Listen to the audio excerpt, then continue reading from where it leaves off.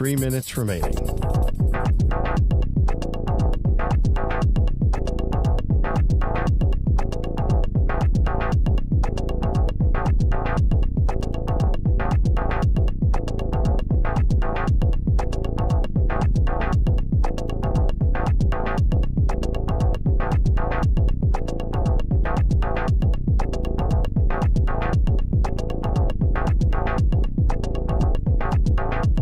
Two minutes, 30 seconds remaining.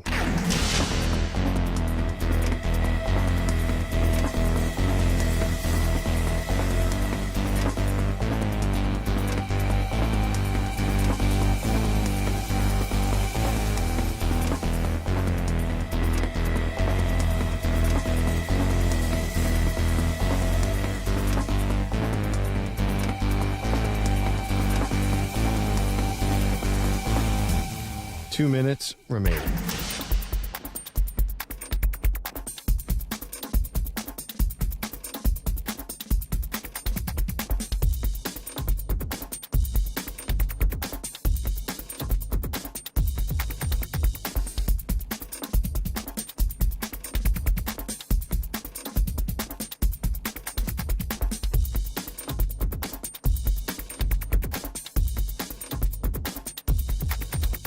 One minute, 30 seconds remaining.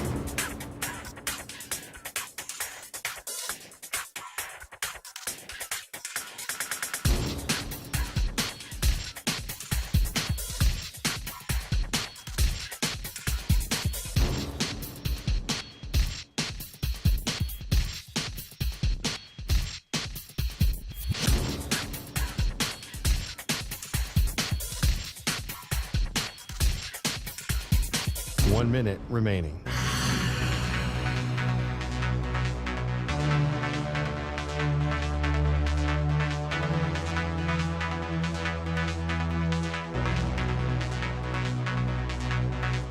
Forty-five seconds remaining.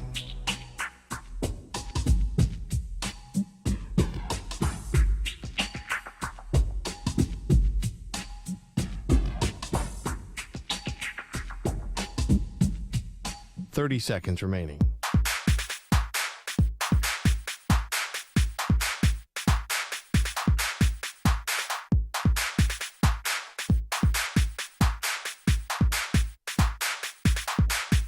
Fifteen seconds.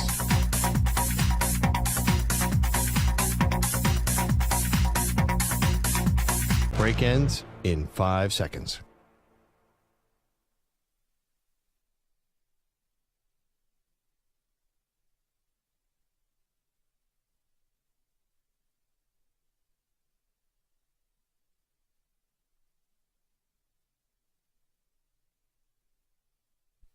To infinity and beyond. He's live. He's nationwide. This is the Zach Gelb Show.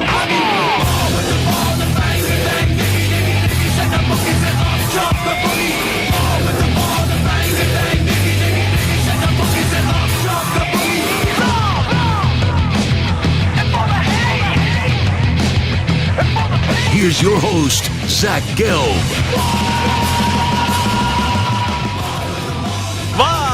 From the place show, yet not overly ostentatious studios of the Infinity Sports Network here in beautiful New York City, sitting on top of the 10th floor, 345 Hudson Street. Welcome on in to what is a Thursday edition of the Zach Gelb Show across all the great local Infinity Sports Network affiliates, Sirius XM, Channel 158, the free Odyssey app, and of course, streaming live on YouTube. 855-212-4227 is the number to jump on in. That's 855-212-4227. You could always get at me on Instagram, where I'm straight flexing, or via the good old cesspool of Twitter, at Zach Gelb. That's ZACHGELB. Mike Prater is going to join us coming up 20 minutes from now, the KTIK host in Boise, as there's some big news with Boise State and a few other schools that are bringing back the Pac-12. We'll get into that in just a second. Merril Hoge is going to stop by, the former NFL running back, today at 4:20 p.m. Eastern, 1:20 p.m. Pacific time. I got Ryan Botcher. I got Stuart Kovacs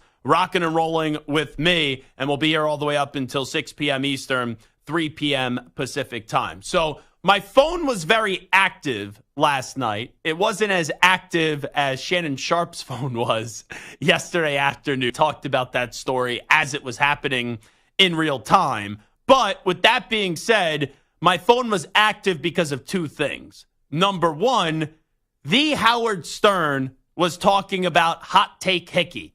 So we will get to that audio later in the show, as that is a pretty big deal. And he was taking some shots at Hot Take Hickey. So I do feel partially responsible for that.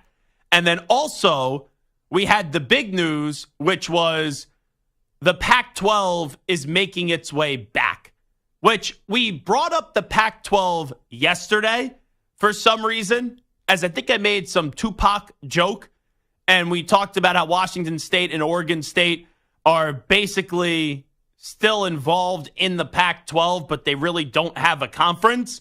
And I wasn't anticipating really anything.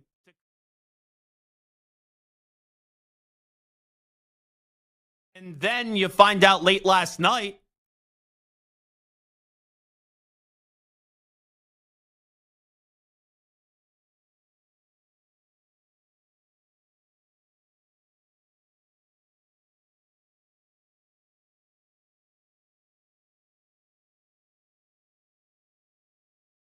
are going to join because the Pac-12 still needs two more schools to reach the 8-school minimum to qualify as an FBS conference. So all this is going to go down, and you will have this relooked version of the Pac-12 with the two other schools that need to be added by July of 2026. So when I first thought about why this happened, and I see some people say, hey, this is a huge deal for Boise State and Colorado State, Fresno State and San Diego State to join Washington State and Oregon State. I'm like, is it really a big deal? And I'm trying to answer that question, and where I eventually got my answer from and what I came to here, why I do think it's a semi-big deal. Like if this was, for example, 4 or 5 years ago when the Pac-12 was actually the Pac-12, and now not this revamped Pac-12, which most of the Pac-12 schools bolted to either the Big 12 or the ACC. Obviously, if you're a program like Boise State or Colorado State or Fresno State or San Diego State, this would be a monumental piece of news. But the reason why I think this is still a little bit of a big deal is you look at the current system of the college football playoff. And when you look at the current system of the college football playoff, you know, out of the 12 teams that get in, the 5 highest ranked conference champions get in. So you have a spot reserved for the Big Ten, a spot reserved for the SEC, a spot reserved for the ACC, and a spot reserved for the Big 12. We saw a shift where the Pac-12 is no longer acknowledged as a Power 5 conference, and the Power 5 has been truncated to the core 4 of those 4 conferences I just mentioned. So when you got set for the college football season this year, you had predictions made on who was going to get that 5th group of 5 conference spot to get into the college football playoff. And you heard schools like Memphis get predicted, Boise State get predicted, Liberty get predicted, and so on and so on. So there was not one conference that we definitely looked at and said, without a doubt, for the foreseeable future, that's going to be the conference that kind of feels like they have a reserved spot for them in the college football playoff. Not that this is necessarily a definite reserve spot, but what the Pac-12 is now doing by adding Boise State and Fresno State and Colorado State and San Diego State to go along with Washington State and Oregon State, who were left out of either joining the Big 12 or the ACC, is they're trying to make the conference and kind of turn garbage into somewhat gold, where they put themselves in the best position for most years to have that primary spot belonging to them out of who gets the 5th conference championship spot out of the 12 teams once the SEC, the ACC, the Big Ten and the Big 12 reserve their spots. So that's what they're doing. Now, we'll see what the American does. We'll see what other conferences do to try to get some of these other spots where now there's going to be some Mountain West schools that could be on the move as well. But the Pac-12 has taken the first shot. And the Pac-12, with their brand, even though their brand has taken a significant hit, they go, okay, let's snatch up 4 schools to complement them with our lonely 2 schools remaining, and then we'll figure out who else we're going to snag. And, is it Memphis? Is it Tulane? Is it UNLV? I don't know the answer to that. But this is the way that I perceive this move, because it's not a move that at least elicits a response from me from a national outlook in college football where I'm jumping up and down and I'm really getting giddy about it. But it is a move where the little guy is finding a spot still in college football, and the little guy has really no life in the 4-team college football playoff, right? We saw Cincinnati get in, and that was the one time a G5 school, a group of 5 school got in. But for the most part, and I have experience with this because I went to one of these little guy schools of Temple, it was, okay, you were playing for a New Year's 6 spot. And don't get me wrong, a New Year's 6 bowl game, it was nice, but it doesn't have the same cachet or gravitas as getting into a 12-team college football playoff. And that's what this move is all about. This move is for, and I don't want that to come off disrespectfully, but for little guy schools now getting into an improved path to join 2 schools that used to be in the big boys club, and you combine forces together, you'll add 2 more schools, and it's all about putting you in the best pole position moving forward to try to keep that number 1 spot to get that automatic bid for a conference championship. When we know the core 4 gets 4 spots and then there's 1 spot available. So that's the way that I perceive this move, because some people from afar could say, oh, why would the Pac-12 continue to exist when all the schools have left? And that's what this is about. And in some years, I get it. Some years the Pac-12 won't get a spot in the playoff. Other years, maybe it's the American or a different conference. But doing this with at least the brand of the Pac-12, even though it's taken a hit, and starting to lay that foundation of building it back up, and you're not building it back up to a penthouse state, but you're building it back up to like a middle-class level state, and you're hoping when the college football playoff is picking its 12 teams and there's a spot reserved for one group to get in, that the middle-class state's going to do better in most years and be looked at better than most years than some conferences that will be perceived to be beneath you. So that's why this happens, and that's the rationale and the thinking behind this. Also, when a move like this happens, let me just reiterate this. We saw a massive shift in the last few years, and it all started with Texas and Oklahoma declaring that they're leaving the Big 12 and they are going to the SEC. And after that, we saw USC and UCLA say they're going to the Big 10. And then a lot of other schools said, even though they had all these alliances, were always like, they were very fugazi because you operate selfishly and you operate what's in the best interest of your own program.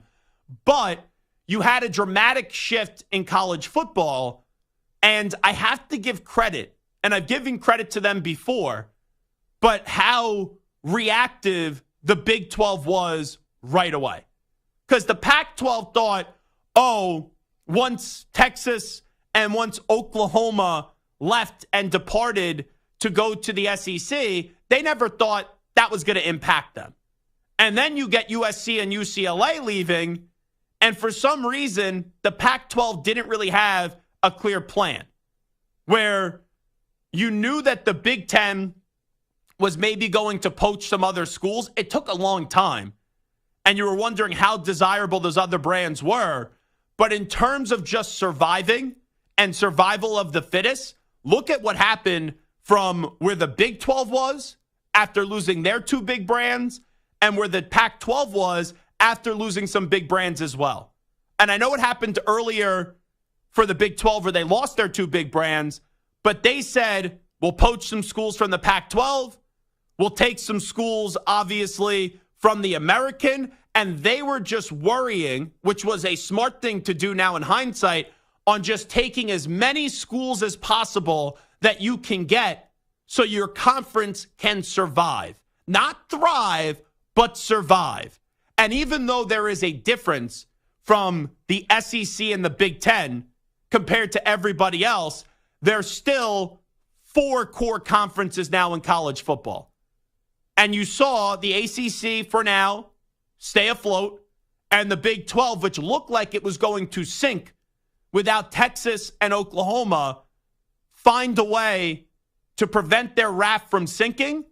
And also, they found a way for it to be smooth sailing, even though there will be some other waves throughout the next few years. But now you're at least getting to your destination. So look at what the Big 12 did compared to the Pac-12, which the Pac-12 faded. It was basically on life support, and you're not going back to the full functioning of what the Pac-12 used to be. But today is a day where the Pac-12 now starts to show a little heartbeat left by adding 4 programs in Boise State, Colorado State, Fresno State, and San Diego State to go along with their 2 remaining schools of Washington State and Oregon State. And now we're going to see what other schools they do poach. But the Big 12 still has somewhat of a big seat. The Pac-12, there's a spot reserved for you, and you'll have access to the party, but you're not going to have access to the party each and every year. Most years, I think you get an invite now with this new format. However, there will be some years where another school from a different conference gets the conference championship spot, and they're better than the Pac-12 school.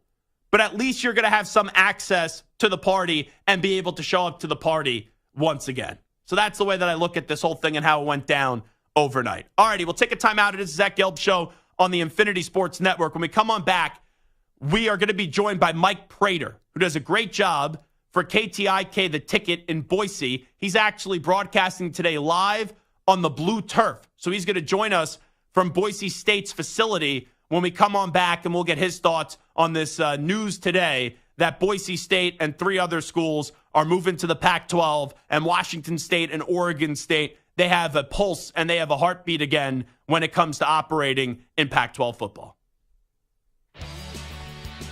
Football is back, and what better way to celebrate than winning some cash with Sleeper Picks? Sleeper Picks is a fantasy game, but you could win real money. Just pick more or less on at least 2 player stats. If your picks are right, you win. You can pick up to 8 players to win up to 100 times your money. And Sleeper has a couple of huge offers to kickstart the football season. For new users, Sleeper will match your first deposit with up to $100 credit to your account. If you've already played, Sleeper's got discounts and player projections for you every week of the season. So download the Sleeper app now and use promo code SCORE, and your first deposit will be doubled with the credit up to $100. What are you waiting for? Download Sleeper today and use my promo code SCORE for a credit up to $100 match on your first deposit. That's code SCORE, S-C-O-R-E. Must be 18 years in most states and in state where it is legal. Promo code and other restrictions apply. Visit sleeper.com. Please wager responsibly. Gambling problem? Call 1-800-426-2537 for help. Paid for by Blitz Studios.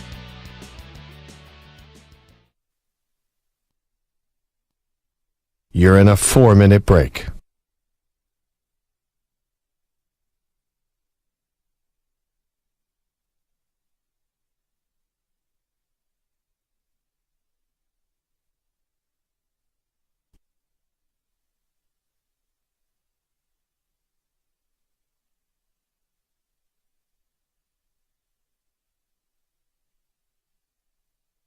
Three minutes, 30 seconds remaining.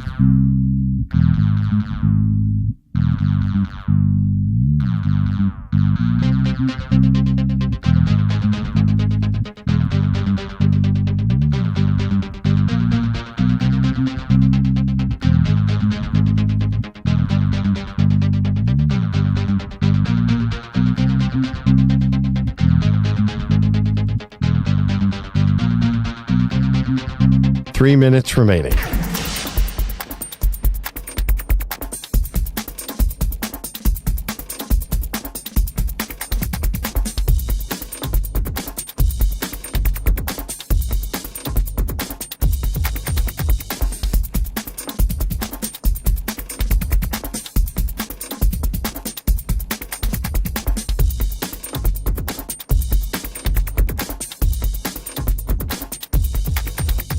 2 minutes, 30 seconds remaining.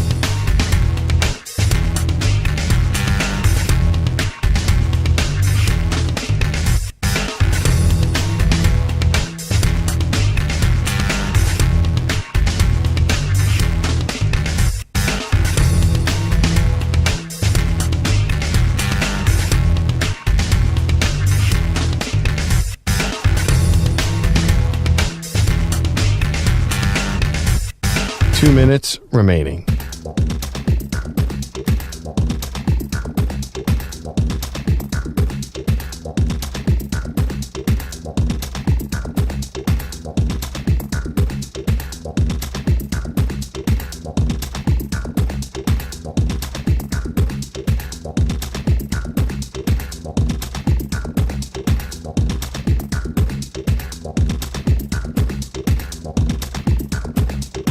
One minute, 30 seconds remaining.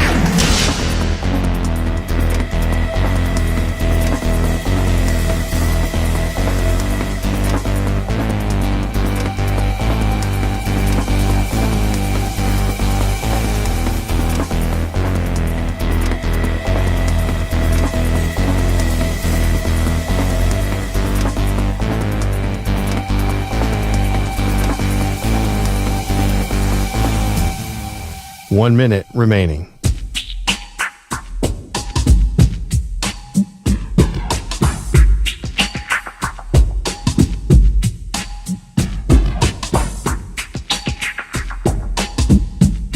Forty-five seconds remaining.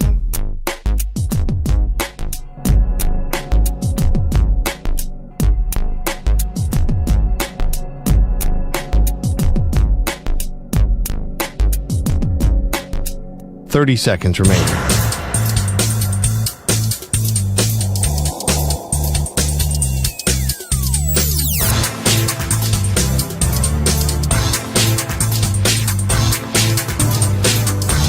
Fifteen seconds.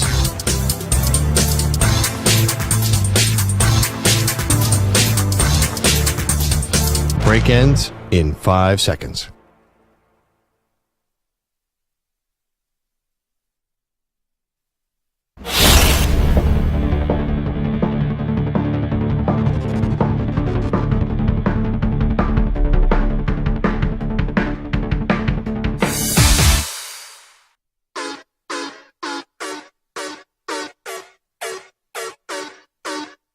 Welcome back to the Infinity Sports Network.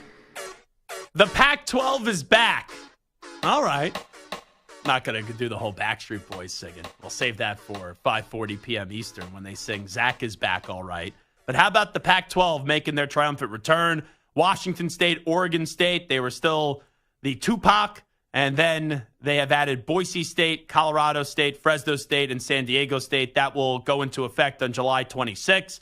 And we know the Pac-12 still needs 2 more schools to reach the 8-school minimum to qualify as an FBS conference. Let's chat a little bit from the Boise State perspective as we'll bring in Mike Prater, who is a longtime host at The Ticket in Boise State. KTIK does a great job there, and he's kind enough to join us right now as he's calling us from, I believe, actually the blue turf where the Boise State Broncos do play on.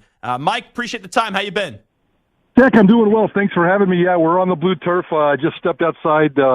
Boise State's about to have about 10 minutes away from its official press conference. I guess this thing is happening. I love the fact that you said Tupac. It's going from the 2-pack to the 6-pack, and we couldn't be happier about that here in Boise. Yeah, so obviously you're elated. I've seen your tweets and your commentary so far. Kind of take me through the reaction when this fittingly broke overnight. I know some people will say, oh, it's a little bit of a news dump, but that's kind of Pac-12 after dark, which a lot of us love the Pac-12 for all those years. So how did you react to this when this all did go down in the middle of the night? Yeah, not only Pac-12 after dark, but certainly all these conference realignment things, the SEC, USC, UCLA, Texas, Oklahoma, all this stuff has kind of just come out of the blue and caught people off guard. And certainly last night, we thought we were heading in this direction as a group. The Mountain West, the Pac-12, the Pac-2, however you wanted to call it, some kind of an alliance. And what that looked like, we weren't sure. And certainly didn't expect the timing last night. Here in Boise, there's a lot of mixed feelings. Obviously, it's a nice step up. there's a potential for nicer things down the road, but let's not get too carried away here. This is the Pac-2. This is the leftovers, and there's a lot of people here thinking, is this Mountain West Plus or Pac-12 Light? Somewhere in between is probably the regular answer. Yeah, going off of that, like if this move was made 4 or 5 years ago, this would be a huge day. You know, I still think it's positive news for a program like Boise State, but I wouldn't call it big news to me. So if you have someone ask you, and I'm sure you've had this question, Mike Prater, hey, the Pac-12 is basically dead with 2 schools. Why should a program like Boise State make this move? I think if they can, well, certainly it's a small step up from the Mountain West. You got rid of a whole bunch of dead weight, and I take a lot of heat here in Boise. I'm not a big fan of the New Mexicos of the world, the Nevadas of the world. Some of the teams that kind of bring it down, bring absolutely no TV value to the Mountain West Conference, yet they have to share. So, you get rid of the dead weight there. Now, if the vision goes off and does what these guys want to do in terms of, if you look at what television executives have done, and let's not fool ourselves, television executives are fueling this, and they fuel all television or all conference realignment. In the past, they're going 4 time zones. The SEC, well, maybe not the SEC, the Big Ten and the Big 12, and everybody wants 4 time zones now because that's what TV wants with so much content out there right now. So, Boise State Athletic Director Jeremiah Dickey's been on the record today saying 2, 3, or 4 teams. I guarantee you that's nobody from the Mountain West. That's nobody from the Big Sky. They're looking deeper into the Texas area. They're looking deeper into the Midwest. They're looking deeper into the South. Throw out teams like maybe Memphis or a South Florida or a Tulane. Those are the kinds of programs that TV executives are telling Boise State and the new Pac-12 could bring a little bit of value, and then maybe they can grow and then see what happens with the CFP stuff in 2026. Mike Prater here with us, and that was my first reaction. I'm like, okay, why would a program like Boise State make this move right now? You look at the current format of the college football playoff. All right, the core 4 schools are going to take 4 out of those 5 conference championship spots, but then there's 1 spot remaining. And I think this puts a program like Boise State and the other schools that are now joining this new revamped Pac-12 in that premier number 1 pole position where it's not going to be every year the winner of this conference gets a spot in the college football playoff, but it puts them in a better spot to make the college football playoff moving forward. Would you agree with that? Absolutely. And, they're probably not going to take my suggestion forward. I suggested, the new marketing slogan for this conference, the best of the rest, because that's really what it is. You do have your core 4, and that's not going to change until we get to the super conference era for the next round of conference realignment. But they've separated themselves from the rest of the group of 5, the Sun Belts and the MACs and the American Athletics, and they probably closed the gap between the group of 5 and the Power 4 by half an inch, just one step a little bit closer, kind of in the middle right there. So that's kind of the whole Mountain West Plus or the Pac-12 Light thing. I think that they grew themselves and promoted themselves in the right direction, but it's baby steps, Zach. It's really baby steps. Wrap it up with Mike Prater because I know you got to run to a press conference. Let's talk about the Boise State Broncos for a second on the field. Had a big performance up against Oregon, a game they could have easily won. And when that game was playing out, I'm like, oh, my God, it looks like Boise State's going to win. And then Oregon was able to pull it out at the end, edging out the Broncos by 3 points. What were your takeaways from the Ducks and the Broncos going back to Saturday night? No news release yet that the special teams coach has been fired. That's kind of a joke. The special teams coach came from Penn State with a great recommendation, but it certainly wasn't a good football game for the special teams. Those 2 returns, Oregon. Yeah, never trust James Franklin, all right? Never trust him. There you go. Yeah, it was a little frustrating, a little bittersweet, and they did okay. I think that they got a little bit of street cred coming out of it. The Associated Press poll, that doesn't matter. They got a whole bunch more votes. They doubled their votes with a loss, so that doesn't happen with group of 5 teams very often. They should win. Well, I shouldn't say that. They'll be favored to win every single game here moving forward, and if they just win the games they're supposed to win, I think you're going to see a little slice of Boise State on the national level when it comes to this CFP, but there's so many football games to be played. They're on a bye this week. They have Portland State next week, and then they start diving into the Washington States, Oregon States, and the rest of the Mountain West. If they win their conference this year, and they also then go on to get that 5th conference championship spot that's reserved for them out of the 12 teams that get in, is Ashton Genty the Heisman Trophy winner, or do you think he's just a Heisman Trophy finalist, or can you not even dream, even with how great that he is, that he'll get the national respect to get an invite to New York? Yeah, he's done enough in 2 games to get the national respect, and we've all seen it. You've seen it. Everybody's seen it. Our listeners have seen it. You've seen it. It's everywhere. Can he sustain that for the next 10, 11 games? He's good enough to. Obviously, knock on wood that he's healthy. Here's what I say in Boise, and again, I take a beating over this.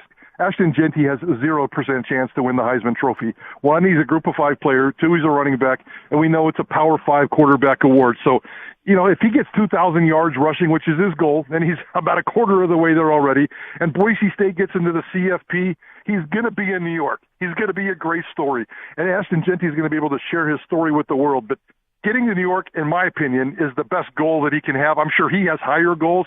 Boise State fans have higher goals, but Ashton Jeanty, a Group of 5 running back, is not going to win the Heisman Trophy.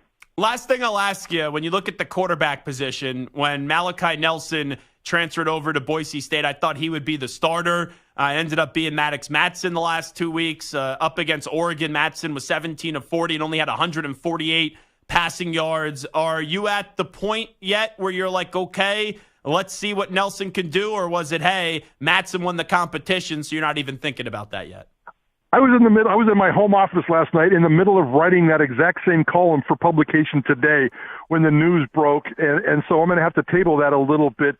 Here's what happens. I told you, the Boise State's on a bye. Next week they play Portland State. Portland State's terrible. I think they got beat by Washington State by like 70-3. Portland State's no good. I expect Boise State, if it all goes well, to be up 35-0 or somewhere in that range in the first half of their game next Saturday. It's the home opener. Boise State's the last team in college football to have their home opener. So it's going to be a big special day. Pac-12 vibes all over the place. Here comes Ashton Jeanty. Big first half lead. And then I want Malachi Nelson to come in and play the entire second half.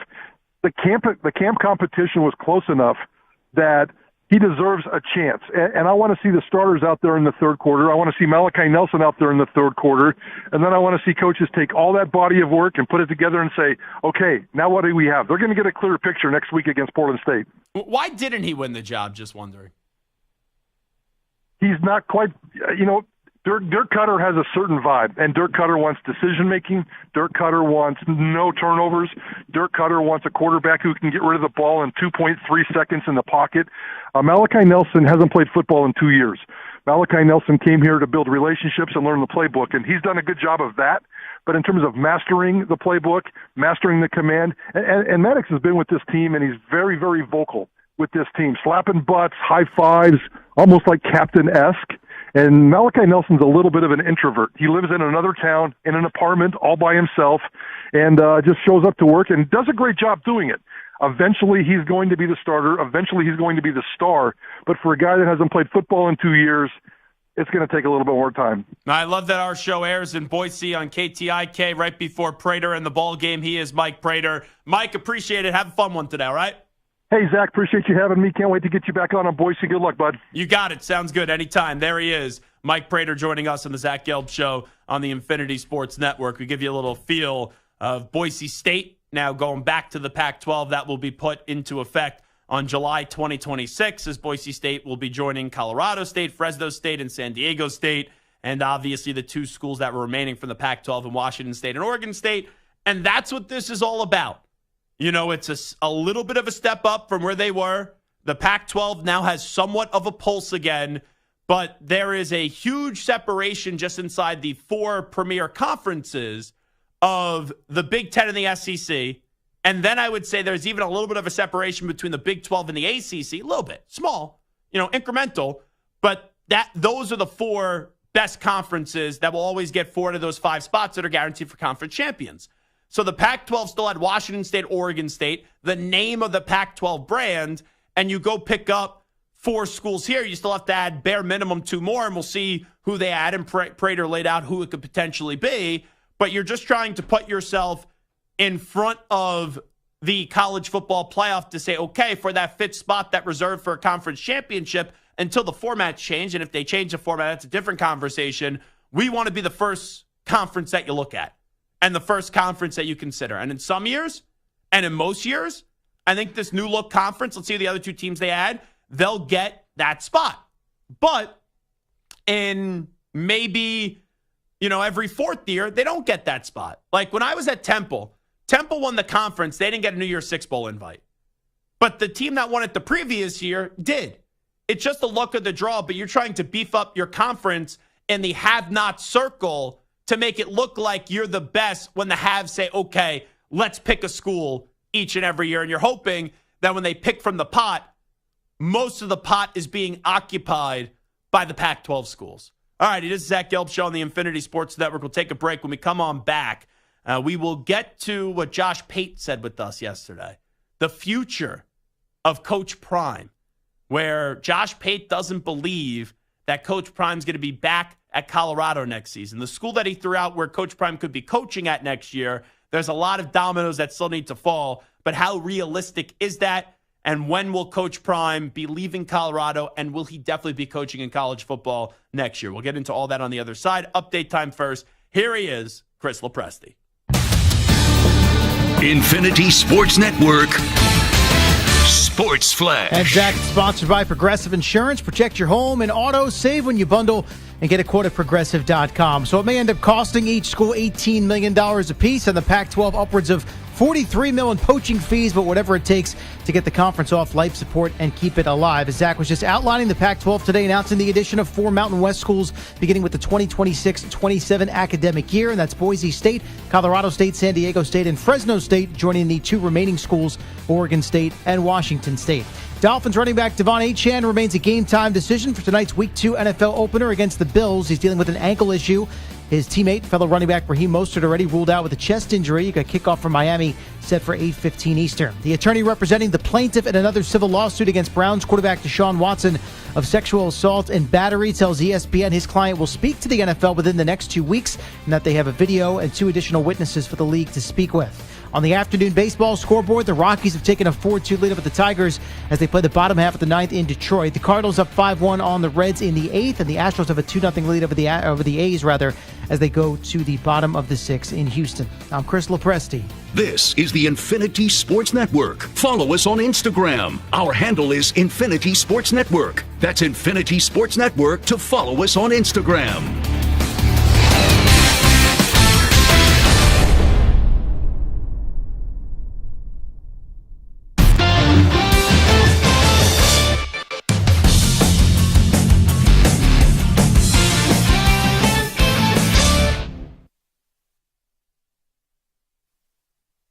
You're in a 5-minute break.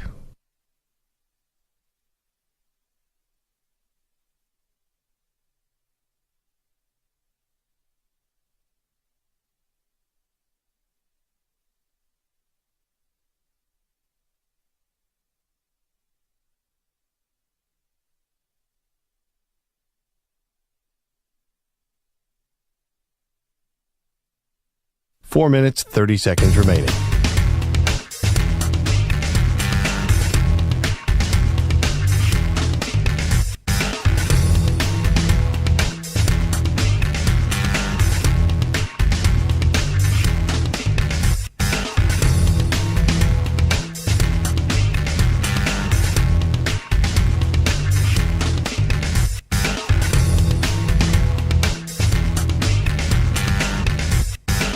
Four minutes remaining.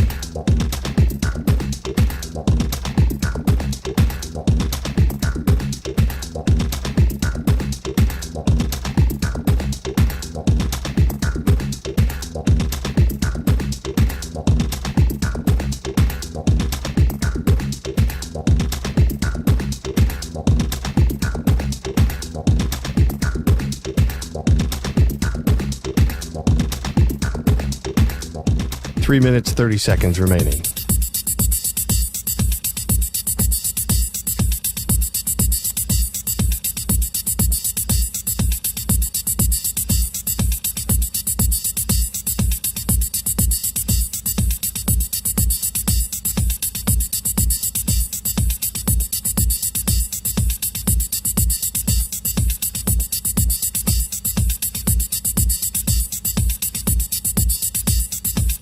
Three minutes remaining.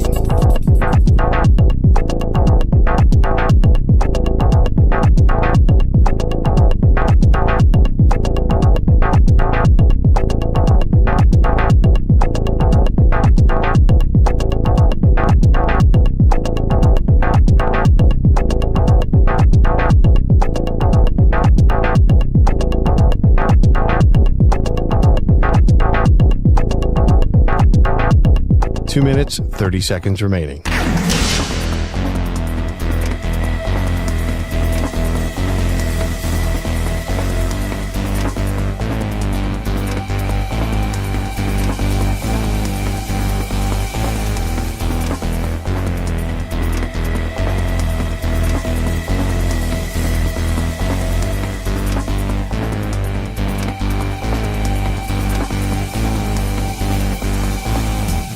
Two minutes remaining.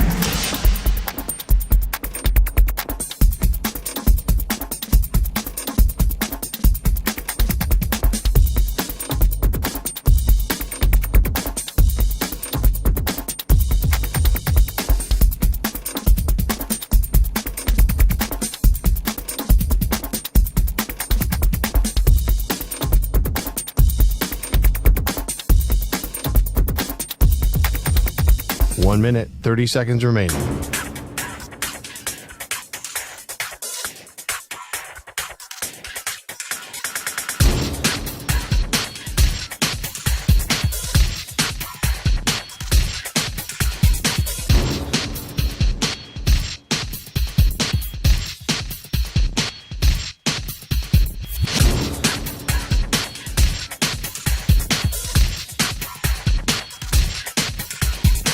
One minute remaining.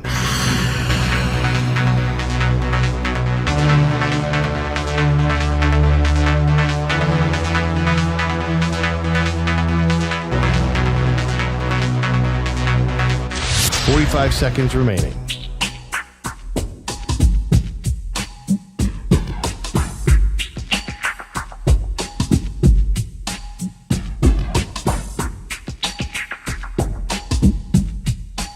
Seconds remaining.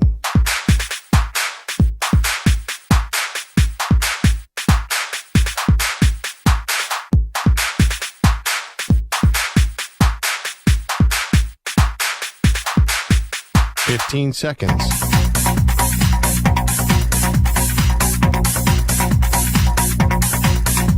Break ends in 5 seconds.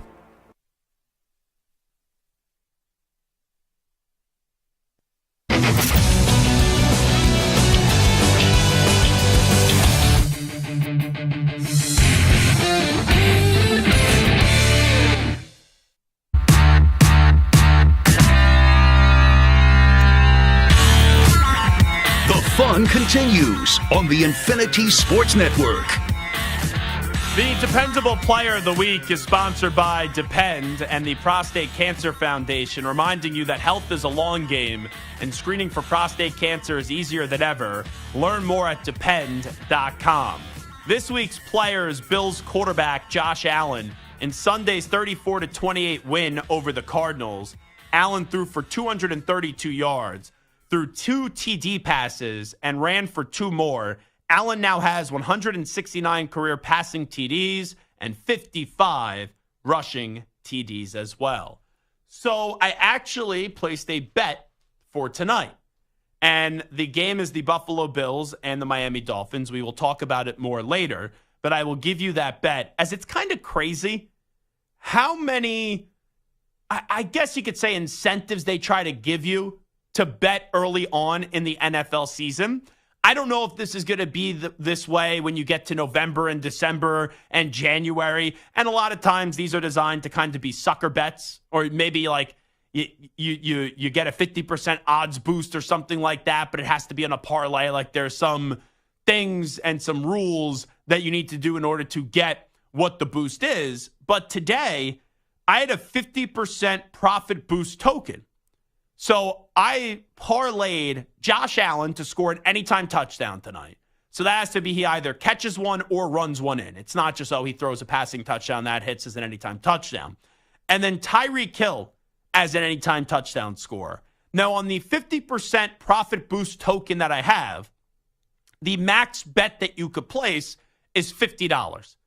So I saw the odds with the token boost because it was Allen and Tyreek Hill to both score. We're at plus 246.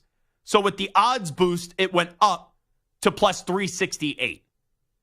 And I threw down $50, and that's for a total payout of $234.39.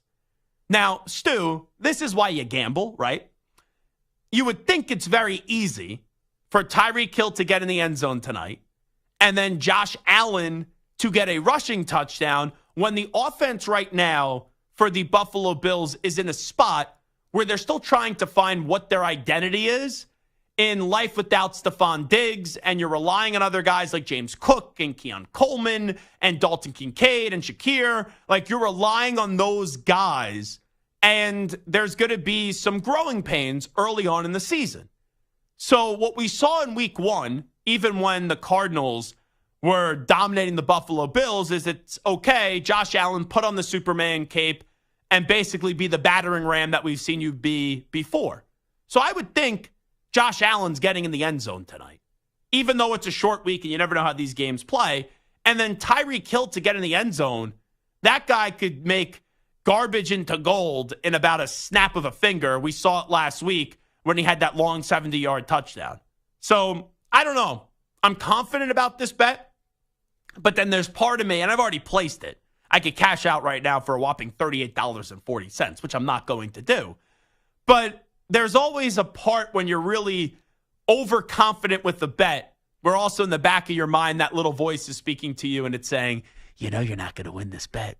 This bet's too good to be true. And that's what's kind of overpowering Micah Besa right now. It's exactly what I was just going to say. I was just going to say it sounds like too good to be true. Like, both of those things seem like they're more than likely not to happen, but the fact that you get those odds, it's, I don't know. Something's going to go wrong. Now, you can only bet up to $50.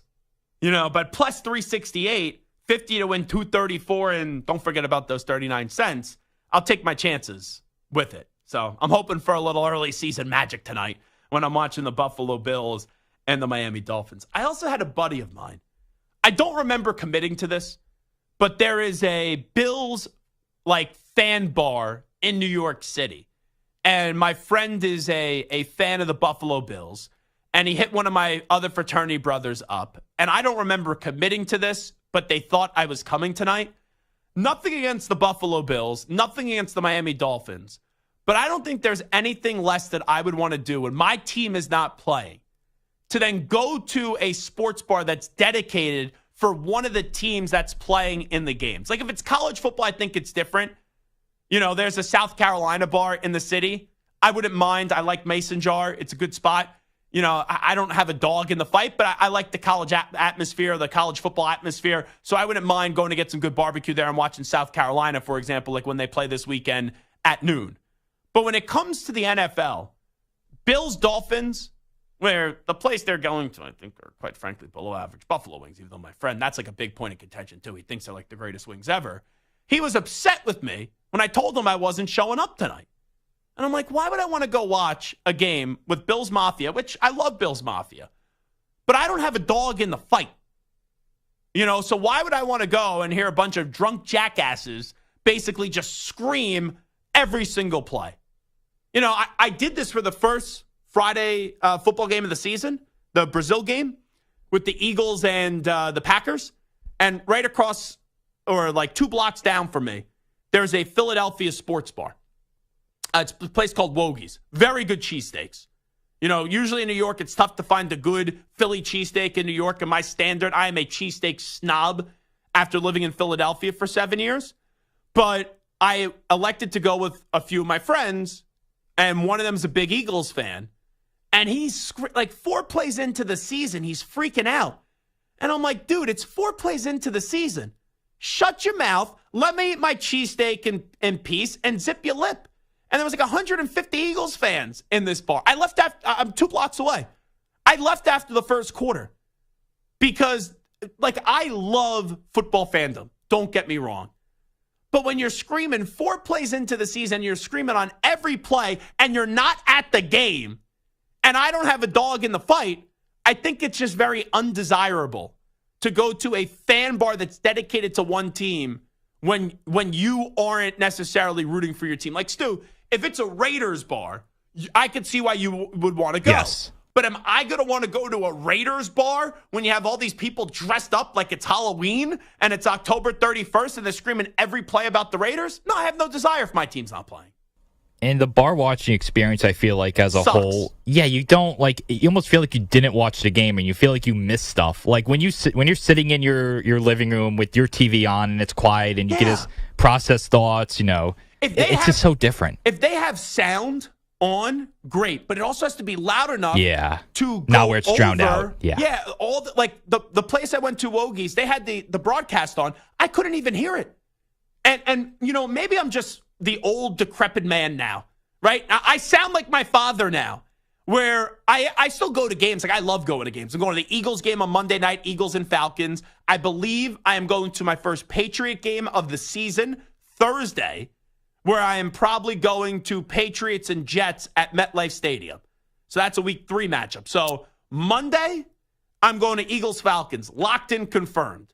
Tuesday, when it was my birthday, the Mets offered you some great deal, some birthday deal. And I bought tickets for September 17th, which I think is Tuesday. It's the Mets and the Nationals. So I'm going Eagles, Falcons Monday, Mets, Nationals Tuesday, nothing Wednesday. Thursday, I am going to Patriots and Jets. And then on Friday, I think I'm going back to Citi Field. The Mets play the Phillies, and the Mets now, after almost getting no hit yesterday, they won the game. Francisco Lindor, MVP. They're making me definitely want to go to the stadium. So I got a busy week. And I know people are going to play a small violin because I live in a sandbox pretty much of life right now. It's like a playground here because of the fact what we get to do for a living. I'm also now working 7 days a week in football season. Monday through Friday here, 3 to 6 p.m. Eastern time. Then the greatest 30 minutes of radio ever. Saturday mornings on the Fan from 9 to 9:30 a.m. Eastern time. And then I do Sunday morning football right here on the Infinity Sports Network from 10 a.m. to noon Eastern. You know what I'm realizing during this schedule? Sleep is very important. Sleep is very, very important. Because when you get an off day on a Saturday or Sunday, the shows that I'm doing Saturday or Sunday, I don't think they zap any energy out of me. It's 2 shows combined 2 hours and 30 minutes. But it's on a Saturday. Early in the morning. Bingo. Yes. And I need to get some physical activity involved, so I will walk from my apartment to the studio, and then from the studio and back, and still have to do a little prep on Saturday and Sunday. And then for the rest of the day, I'm pretty much parking my fat ass on the couch, watching college football on Saturday and watching the NFL on Sunday. But it's just the not being able to sleep in on a Saturday to 11 a.m. or 10 a.m. Yeah. That's where I think it catches up. And now during the week, I may need to get a little sleep a little bit earlier than normal. So you're deciding next week to go to 4 games in 5 nights to do that. not very. I've never said I'm a smart man. I pretend to play a smart man on the radio, but I'm an idiot. Okay? I'm an idiot. All righty. Anyway, here is Josh Pate. He was on with us yesterday. Could Deion Sanders, Coach Prime, be out at Colorado after this season? Let's play cut 1, please. I don't see it happening.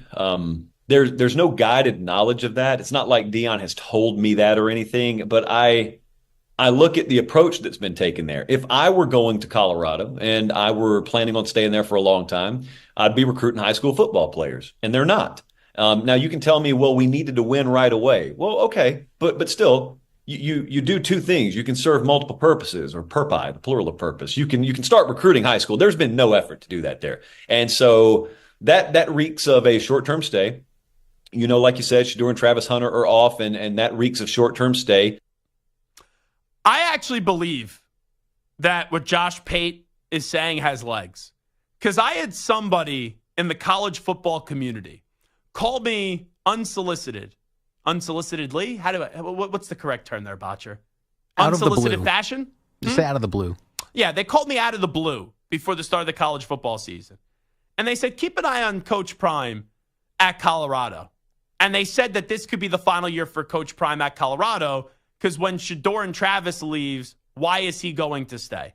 Now, we've had people on the show, insiders and college football analysts say, yeah, they could see him staying for 1 season after Shador Sanders and Travis Hunter end up going to the NFL, which is going to be after this season. But Josh Pate brings up a great point about the recruiting. And then also, the question then becomes, if he does leave, how does it go down? I don't think Colorado's going to fire him. They like the attention. They like the clicks. They like the amount of drama that comes with the Colorado program. But I think Coach Prime at the end of the year could say, hey, I want X amount of dollars to stay. And I don't know if Colorado's going to be able to afford what he wants. And then he plays it like, oh, look what I did. I brought them so much attention. And then, oh, I got screwed over by Colorado. And then he leaves on his term. But after he leaves, is he trying to coach again? Like, I don't think he's going to the NFL. I don't. But is he trying to coach again?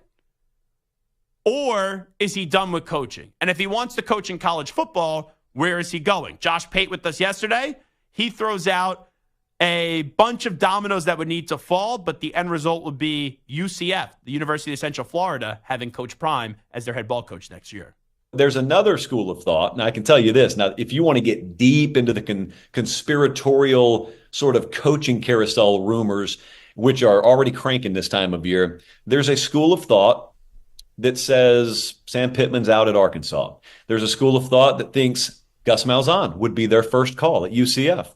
There's a school of thought that UCF would be the perfect landing spot for a Deion Sanders if he wanted to leave Colorado but not get out of coaching.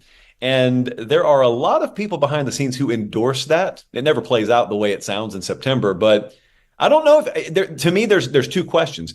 Is he at Colorado next year, and is he coaching anywhere next year? And those don't necessarily have to be the same answer. If I'm UCF and now you're in the Big 12, why would you hire Coach Prime with what you see what he's doing at Colorado right now? It would only be to bring more attention to your program. But if you're trying to get the best X's and O's coach and the best recruiter, I don't think it's Coach Prime. Like, if you're just trying to make a big move based off noise, yeah, then you absolutely hire Coach Prime. But Coach Prime would be going to UCF without Travis Hunter, without Shedeur Sanders. So how attractive is he really outside of, oh, your social media following's going to go up. Oh, you're going to get all the national shows to come to UCF's campus. You're going to get people talking about you. But you could maybe hire a guy that used to be a big coach or perceived to be a big coach, like a Dan Mullen, let's say, who was at Mississippi State and who was at Florida and I'm sure wants to get back into coaching. And that could be the better hire and the safer hire for UCF. So I could understand why the name Coach Prime's going to get floated out there if he does leave Colorado, because there's going to be programs that are looking to make a big splash and they just care about how much publicity they're going to get. But if you're focusing on actually winning, there's a lot better coaches, and there's many other coaches that you should be considering and hiring before you say, okay, we're going to bring in Coach Prime to the UCF Golden Knights. All right, this is Zach Gelb Show on the Infinity Sports Network. Change or stay the same on expectations in college football? We'll explain next.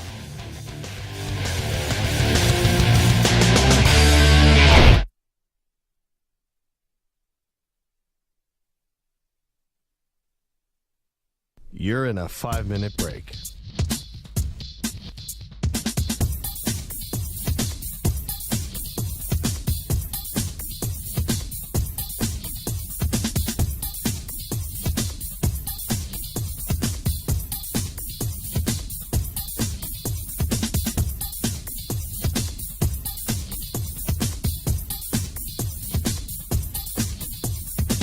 Four minutes, 30 seconds remaining.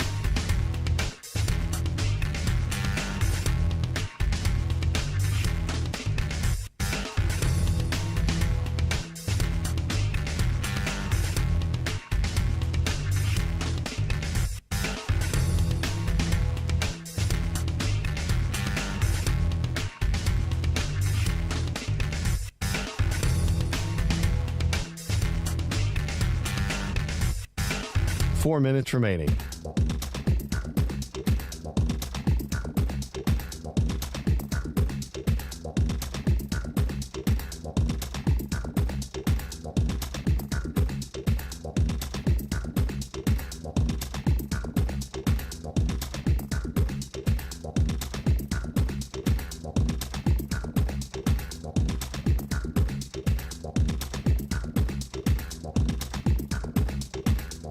Three minutes, 30 seconds remaining.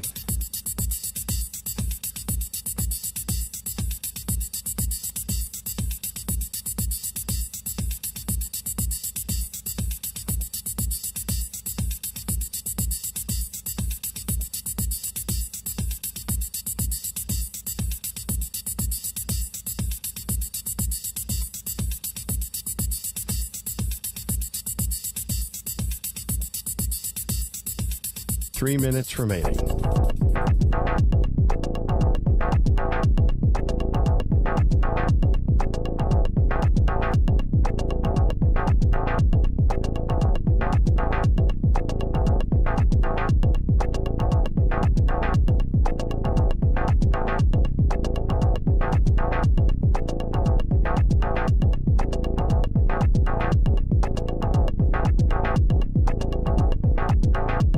Two minutes, 30 seconds remaining.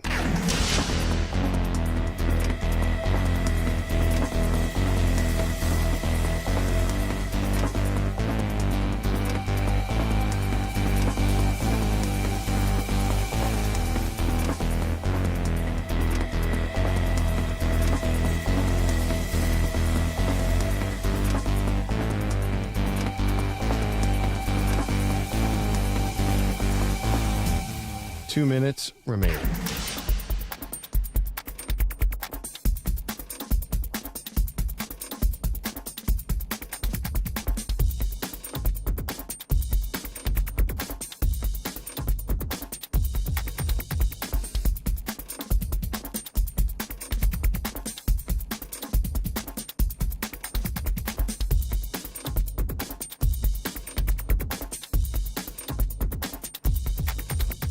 One minute, 30 seconds remaining.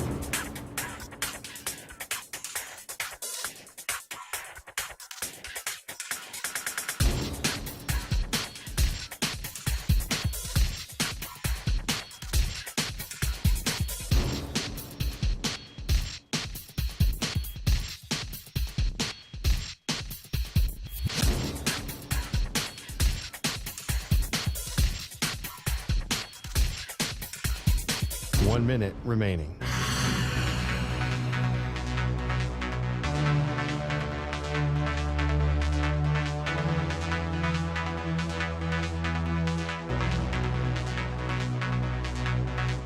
Forty-five seconds remaining.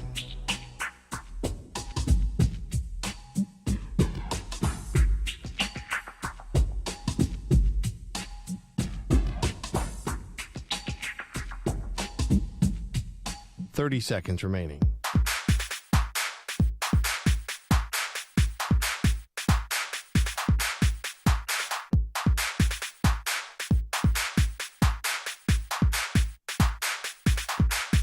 Fifteen seconds.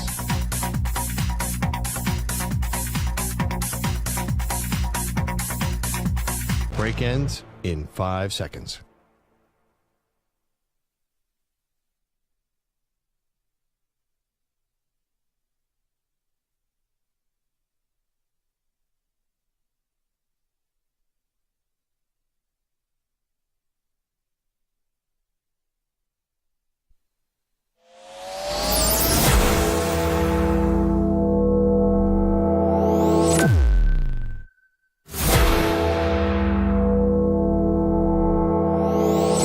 Infinity and beyond. He's live. He's nationwide. This is the Zach Gelb Show. All righty, hour number 2 of our radio program. That's right, it is the Zach Gelb Show on the Infinity Sports Network. The big news today, the Pac-12 is back.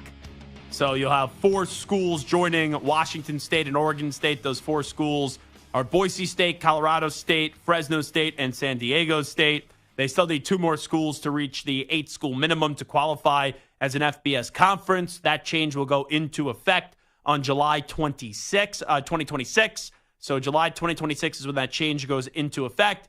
And I think that this is like medium-sized news where, sure, the SEC, the Big Ten doesn't care. The Big 12 doesn't care. You know, for the most part, I don't think the ACC does care. Like, I don't think Stanford and Cal, even though it probably make more sense, would go back to the Pac-12. I don't think that's going to happen.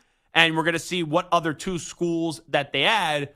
But if the format in the college football playoff is staying the same of 12 schools get in, and you know what the format is now with basically the Pac-12 going away for a bit and not being considered a Power 5 conference anymore, and it's the core 4 of the SEC, the Big Ten, the ACC, and the Big 12, this now moves into how can you create a conference that is viewed as the most attractive where not every year, but in most years, you're going to find a way to get that fifth conference championship spot reserved for the G5 schools in the college football playoff. And I think this puts, in this new look Pac-12, without knowing all the schools, it doesn't get them in that spot every year, but I think it gets them with how we know the conferences are right now. What we know, the majority of the years, it gives them a better chance to get one of those 12 spots and get one of the 5 spots reserved for conference champions when you go on out there and win your conference championship. So that's the big news of the day when it comes to college football. Now Stu is going to give me a bunch of schools. And I know we've only had 2 to 3 weeks of the college football season if you factor in week 0. But Stu's going to give me the school, and I'm going to tell you if my expectation from where they were throughout the offseason and at the start of the season, if my expectation has now changed or if they have stayed the same. So Stu, Stool. I called you Stool there for a second. I don't know how I feel about that. Yeah. I've been called worse. Yeah. It's not that bad. There's a different S word that I could call you that would probably be not so nice. Probably, yeah. But Stu, let's rock and roll. Let's do this. You give me the school. By the way, Merril Hoge is going to join us, the former NFL running back. That will come your way at 4:20 p.m. Eastern, 1:20 p.m. Pacific today. So in about 20 minutes from now, Merril Hoge will join us as we will get you set for week 2 of the National Football League that does kick off tonight with the Buffalo Bills. They make you want to shout against the Miami Dolphins. And we'll see what Tua Tagovailoa does tonight in a big spot. All righty, Stu, not Stool. What do we got? All right. What about Penn State? They're 2-0, but obviously a close call against Bowling Green last Saturday. Yeah, so West Virginia was the game where it was like, wow, this is really happening for Penn State. And then the Bowling Green game was the, maybe they're not as good as what people thought about West Virginia, but unlike Stu's favorite school, Notre Dame, they didn't lose that game to that inferior team like how you saw Northern Illinois upset the Fighting Irish of Notre Dame. My expectation before the season for Penn State was to just make the college football playoff. They are one of those schools where I don't think they're great, but they are good. And when you are a good school and a consistently good school in a 4-team format, you had no chance of making the playoff. But in a 12-team format, you are now expected to make the playoff. You look at the Penn State schedule the rest of the way. Kent State, Illinois, UCLA, now a game in USC, which is a little bit more intriguing, at USC. Wisconsin, we'll see what Wisconsin does after this weekend up against Alabama. Then the big one, Ohio State, Washington, Purdue, Minnesota, and Maryland. If bleep hits the fan at Penn State, like the worst possible scenario I could envision for Penn State, it's that they lose to USC and Ohio State. Like every other game, they should win. Kent State, Illinois, UCLA, Wisconsin, Washington, Purdue, Minnesota, Maryland. So even if they lose those 2 games, is a 2-loss Penn State team going to get squeezed out of the college football playoff? I have a tough time believing that. So my expectation before the season started, Penn State makes the playoff. I think it's in the same boat right now after 2 weeks of the season. Penn State should make the college football playoff this year. All right, you mentioned Notre Dame. They start the season with a great win at Texas A&M, but then they lose at home to Northern Illinois. So can I just defend Notre Dame for 1 second? It has nothing to do with them losing to Northern Illinois. That's something I can't defend. It is just an absolutely putrid, pathetic performance by Notre Dame. We had Coach Hammock on from NIU earlier in the week. I'm not taking anything away from his victory. But Stu, when you have that Pat Boyle who joined us,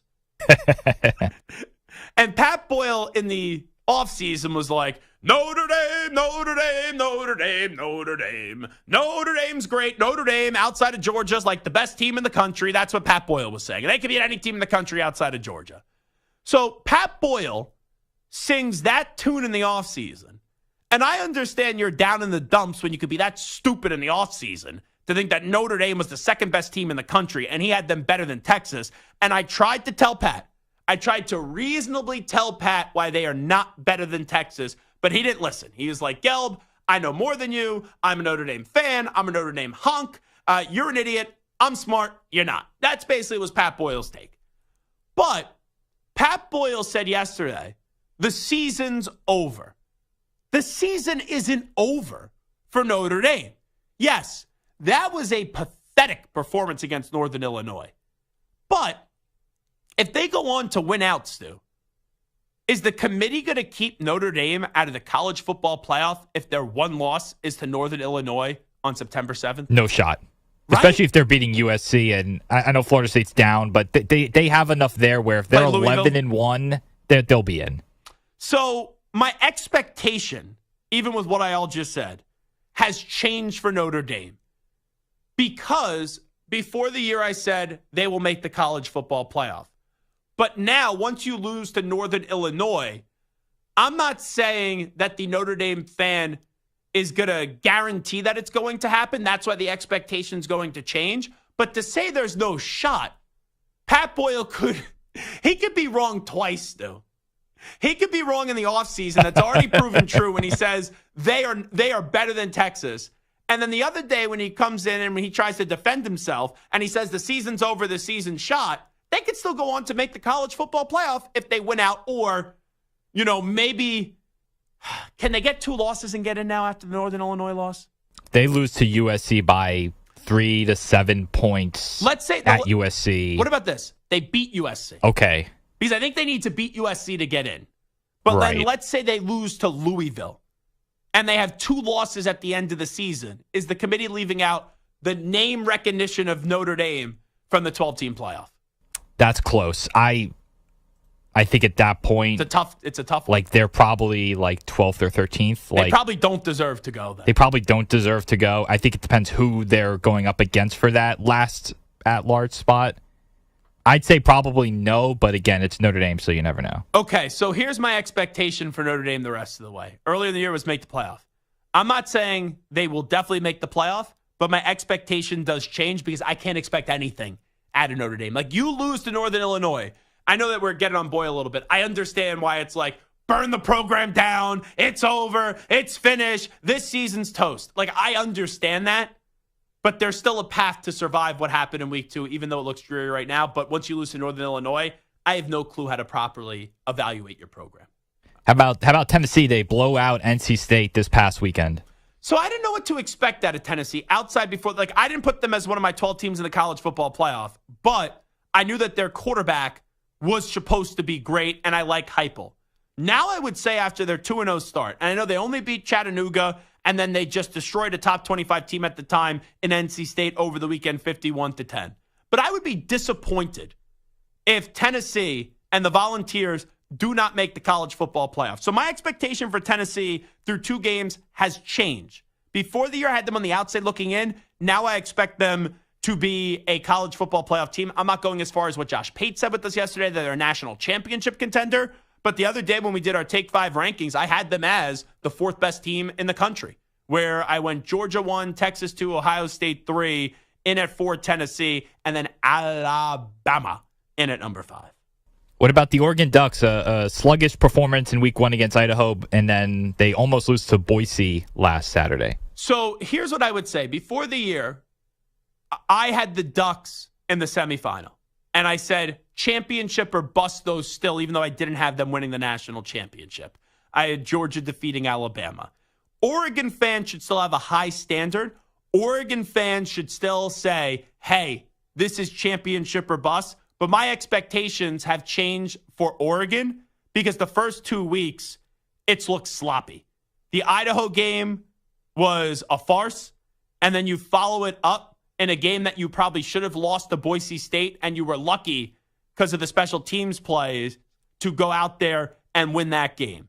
Dylan Gabriel hasn't popped off yet at Oregon. The line has had problems, and the defense, man, the amount of points they allowed so far this season, the way that they've looked, I have a high standard for Oregon. I hope they turn around. I love Dylan Gabriel. I love Dan Lanning, but they have not had the look of a national championship contender with what they put on tape the first 2 weeks. So that's why my expectations have slightly changed now for Oregon. What about Alabama under new head coach Kalen DeBoer? I said before the year, Alabama, for this to be a success in year 1 for Kalen DeBoer, bare minimum, he has to make the college football playoff. I then predicted them to go to a national championship game and lose to Georgia. My expectations have stayed the same for Alabama after the first 2 weeks. I know it was a sloppy first half against South Florida. They ended up winning the game 42-16. They blew out Western Kentucky 63-0. We haven't seen them really get tested yet. Little test this week, going to Camp Randall and going up against Wisconsin, but then it's the big one 2 weeks from now at the end of September when they're going up against Georgia and they welcome Georgia to their house. That's when we'll find out how good Alabama can be. But the combination of DeBoer and Milroe, I think Milroe's going to benefit significantly by having Kalen DeBoer as his coach. So I'm going to say my expectations for Alabama stay the same. All right, what about Missouri, who is 2-0 and up to number 6 in the AP Top 25? Yeah, I'll admit, I kind of slept on Missouri heading into this season, where I thought they were a fringe college football playoff team. I had them on the outside looking in, but my expectation has changed. We all know Cook, their quarterback, is magnificent, but this is a team, and they play Boston College this Saturday afternoon, and Boston College got off to a good start of their season with Billy O'Brien. But you look at their schedule, they play Boston College, Vanderbilt, A&M, UMass, Auburn. They got to be undefeated there. And then after that, it's when it picks up in intensity, but does it really? Like, you play Alabama, that's big. Oklahoma, I still don't know what to make out of them. South Carolina, a nice win last week, and then you play Mississippi State and Arkansas. You know, I would say my expectation has changed. They should make the college football playoff this year, even being in the SEC. So, yes, I look at Missouri, and I say my expectation has changed. What about another SEC team that hasn't really been tested too much so far, Ole Miss? I had them in the college football playoff before the season started, and it was a close decision, but my expectation has stayed the same with Ole Miss. I know it's only Furman and Middle Tennessee, but their defense was the big concern heading into the year, and they've only allowed 3 points. Now, you look at the schedule, when can you get tested? It won't be up against Wake Forest. It won't be against Georgia Southern. It won't be up against Kentucky. Probably not South Carolina either. You play LSU, all righty. Oklahoma, all righty. Arkansas, no. The big one is November 9th against Georgia, and they play Florida and Mississippi State. I think Ole Miss. So it's weird. The expectation in terms of where I think they're going is college football playoff. That has stayed the same, but what has changed is what I think they will be in the regular season. I think they have one loss in the regular season this year, Ole Miss, and that one loss will occur to Georgia on November 9th. So it's a two-part answer on this one. We get the middle of the Venn diagram because I still expect them to be a college football playoff team, but how I expected them to get in was probably with 2 losses. Now I think it will only be with 1 loss. What about a team with a disappointing 0-2 start, the Florida State Seminoles? Yeah, changed in a big way. Now, I didn't have them winning the ACC, but I thought they could win the ACC this year. I had them getting to the ACC championship game and then losing to Virginia Tech. But they lost to Georgia Tech. They lost to Boston College. DJ Uiagalelei looks lost. That team it's totally different last year. Some years you hit in the transfer portal. Some years you don't. You got a tough one this upcoming weekend, Saturday afternoon up against Memphis. My expectation has changed in a big way because I don't expect them now to even be in contention for the college football playoff or winning the ACC. And they still got to play Clemson, who I don't love. They got to play Miami. You still even got to play Notre Dame. And we'll see what Florida is at the end of the year, maybe playing to try to save Billy Napier's job. So the expectation has changed in a big way for Florida State. What about Texas after their 19-point win at Michigan? Yeah, I thought they were a national championship contender before the start of the season, so it stayed the same. It's championship or bust for Texas. That was a huge national championship type of performance up against Michigan, who's a solid program, good program. Like, historically, they're a great program, but this year they're just a good program, and they emasculated the Wolverines this past Saturday. What about the Miami Hurricanes with Cam Ward at quarterback now? Expectation has changed. Their expectation with what they have displayed and the struggles of the ACC so far should absolutely positively be to win the ACC this year. And what is, I think, a down year for the ACC. What about USC 2-0, especially after that week 1 dominating win, one touchdown win against LSU? So here's what I'll say about USC. The expectation has changed because of how it started up against LSU. And I know they have Michigan. They're off this week, and they play Michigan the next week. You still got Penn State on the schedule. You still got Nebraska on the schedule, and then you got Notre Dame at the end of the year. Before the season, I remember talking about USC. Everyone's writing them off, so probably Lincoln Riley will over-deliver. But I didn't think he would over-deliver in terms of getting them into the college football playoff. So my expectation has changed for USC. Their expectation now should be, with how it started, to make the college football playoff. So the expectation has changed. And then last but not least, Michigan, who lost their first game since the 2022 Fiesta Bowl. I thought they would just be a back-end college football playoff team. After what I saw against Texas, I got to change that. I can't make that case. You know, they got to play USC coming up in 2 weeks. You still got Oregon on the schedule. You still obviously have the game at the end of the season up against Ohio State. But that offense is a bleep show. The line is no good. Donovan Edwards, he's all or nothing, right? Either makes a big play, 70-yard run, or gets stuffed to the line of scrimmage. And this quarterback position, failing to utilize a transfer portal was Michigan's biggest mistake for a quarterback this year. And not getting a bigger name in there. Davis Warren stinks. And how bad is Orji when they don't even trust him to throw the football when he was supposed to be all that? So Michigan, the expectation has changed. I don't expect them to make the college football playoff now. All right, it is Zach Gelb Show on the Infinity Sports Network. We will take a timeout. When we come on back, Merril Hoge is going to join us. Football is back, and what better way to celebrate than winning some cash with Sleeper Picks? Sleeper Picks is a fantasy game, but you could win real money. Just pick more or less on at least 2 player stats. If your picks are right, you win. You can pick up to 8 players to win up to 100 times your money. And Sleeper has a couple huge offers to kickstart the football season. For new users, Sleeper will match your first deposit with up to $100 credit to your account. If you've already played, Sleeper's got discounted player projections for you every week of the season. So download the Sleeper app now and use promo code SCORE, and your first deposit will be doubled with the credit up to $100. What are you waiting for? Download Sleeper today and use code SCORE, that's SCORE, for a credit up to $100 match on your first deposit. That's code SCORE. Must be 18 years in most states and in state where it is legal. Promo code and other restrictions apply. Visit sleeper.com. Please wager responsibly. Gambling problem? Call 1-800-426-2537 for help. Paid for by Blitz Studios.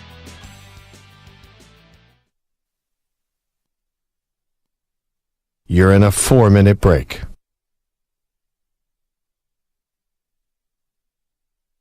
Alrighty, rocking and rolling. It is the Zach Gelb Show on the Infinity Sports Network. Let's talk a little bit about football and tailgating, and we'll do so right now with the former NFL player, longtime NFL analyst, and Merril Hoge, who's kind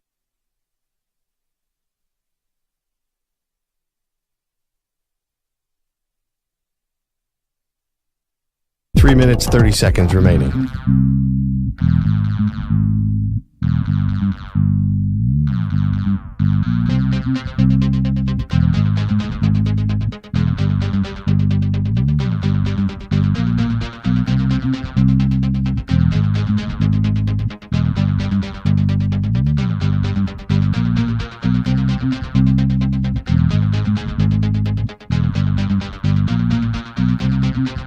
Three minutes remaining.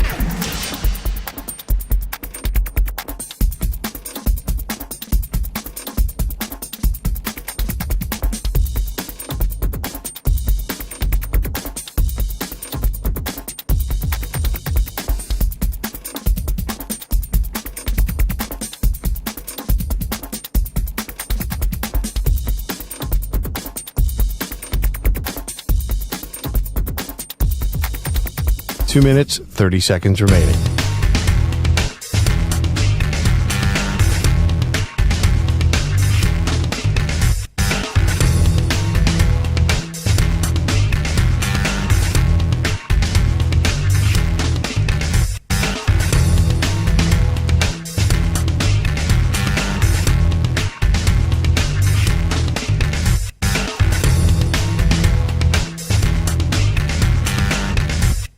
Two minutes remaining.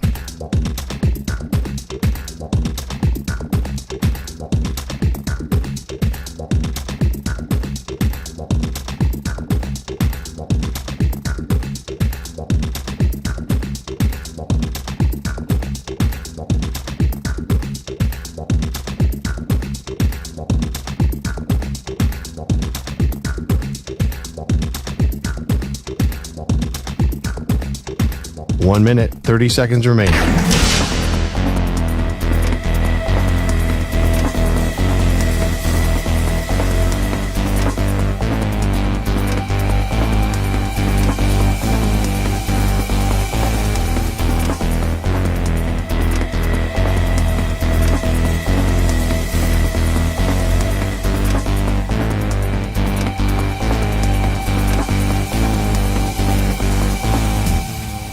1 minute remaining.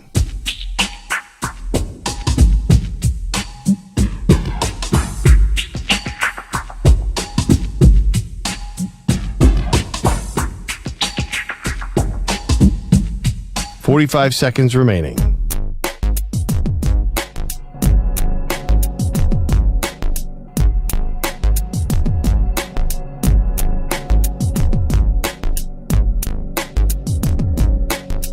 "30 seconds remaining.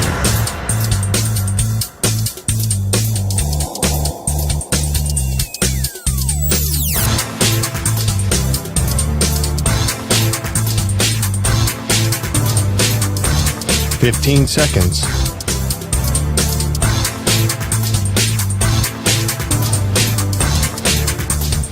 Break ends in 5 seconds.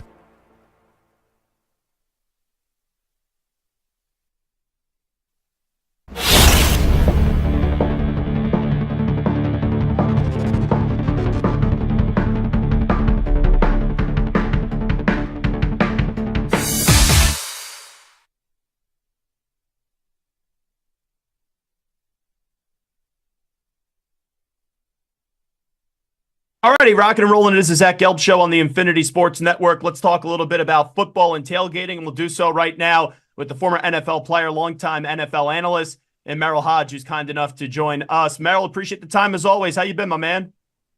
Zach, I'm good, brother. Thanks for having me. Well, thanks so much for coming on. So I know you're big in the tailgating world these days. What a set, as people could watch us live on YouTube right now to see Merril spread. What do you got cooking these days? Yeah, things have changed over the last couple of decades. Let's first start with the TV, the LG OLED B4 TV. There's up to 83 inches, but this visual right here, that's a 65-inch, 8 million self-lit pixels. So even outside, even if the sun's out, it looks beautiful, even though it's not an outdoor television. So it's crystal clear picture. And then the Dolby sound makes it incredible. And you'll like this, up to $1,400 off for selected sizes. And then this right here, I thought it was the cooler, this Jackery. Tailgate, home gate needs power. The Jackery 1000 B2 is portable and powerful. Everything from music, grill, TV, and you know your phone's going to start dying. It'll even charge that up. And if you go to overtime, don't worry about it. You got a solar panel. It's going to keep it alive, so it's going to charge everything. And use this code, HOMEGATING at Jackery.com, $200 off of the regular price. So money to be saved here. And you got to eat. The visual works, but it's the new double Sonic Smasher premium cheeseburger, $7, hand smash, made to order. Okay, so Angus beef. I tell people it's easier to buy them than it is to make them. So pull up there, order 30, 40, how many ever you need, and you're going to look like the king when you pull up. And then the Cricut Joy Extra DIY smart cutting machine. This tiny little thing actually made this, but it cuts up to 50 materials, vinyl, cardstock, and these iron-ons, like I mentioned. And it's compact. You can move this around, and you can do a lot of things with it. And it's a game changer for the tailgate. Custom team logos, players, names, decals. I mean, all of these coasters, cups, koozies were made, so you can save yourself a lot of money. This is under $200. You make your own merch. You look amazing. You put this team together, your tailgate or home gate, going to be a home run. So on Sunday, when you take a look at your Steelers on your nice TV, you got the music going, you got the burgers, and the phone's fully charged, and you're watching that football team, it's expected that Justin Fields getting the start once again for an injured Russell Wilson. What do you want to see Fields do and the next step he takes from week 1 to week 2 where the Steelers are able to secure a week 1 victory against the Falcons? Well, really kind of just build on what he did last week. And he did a really good job last week. Now, the one thing that he probably missed a couple throws that he could have made, and you'd want him to make those throws in this game. You know, they got an explosive play in the passing game. They got an explosive play in the running game. Oftentimes, this is how we talk in our meetings, is when you get an explosive play, let's get a touchdown off of it, because you don't get those very often. They're hard to come by. So instead of getting field goals, we got to look at touchdowns. So just complementing those things a little better. You know, it doesn't have to be a massive leap. You're not going to ask him to throw it 40 or 50 times and play from the pocket and do all that. That's not going to be asked of him. Just get a little better on what we did or didn't do last week. We're going to do what we better in the running game. That'll be our foundation. And if he can keep building from that perspective, it'll help that offense overall. It's going to be fascinating moving forward. Like if they start off 2-0 and Fields plays well this weekend, then the Chargers are next week. It's like I don't see how you bench Fields even if Russ is ready to return and ready to rock and roll. Listen, I think in most experiences, and I've coached too at every level too, is people earn the right to play. And, I wouldn't see that he has done anything to ruin that. He's got to play well. And if as long as he builds on what he did. And I do like, Justin Fields kind of got a unfair shake in our league because the one thing you don't want to have, just call it all players, not just a quarterback, but especially a quarterback. When you keep changing your offensive system every year, it's hard to get good at anything. And this is his fourth offensive coordinator in his fourth year. So give him a chance to kind of build off something for a couple of years. Then you're going to find out what you really have. But what you see right now is exciting. He did a lot of things with these legs. He was smart with that. Missed some throws that he can make and he needs to make. And hopefully he'll make this week. And that will help that offense probably score touchdowns versus get field goals. Merril Hoge here with us. I'm fascinated to see what happens here on out with Russell Wilson. Like if Fields continues to play well, and he's the guy moving forward. Russ leaves Seattle. The 2 years in Denver weren't successful. Who knows when he's going to get on the field in Pittsburgh? I wonder if he's starting to think at all, maybe this is the end of the NFL career in his mid-30s. Well, he's had a great run. I mean, anybody wins a Super Bowl. I mean, I got my mask all the time. You miss it. I missed what I didn't accomplish, and I didn't win a Super Bowl. So that's the only reason I played. So you have the luxury of being able to have done that. He eroded quickly, and the way he went out, or if he goes out and he doesn't play anymore, I'm sure he'd be disappointed by that. But I don't have a sense that will happen. Somebody will probably. A lot of people need quarterbacks, that can.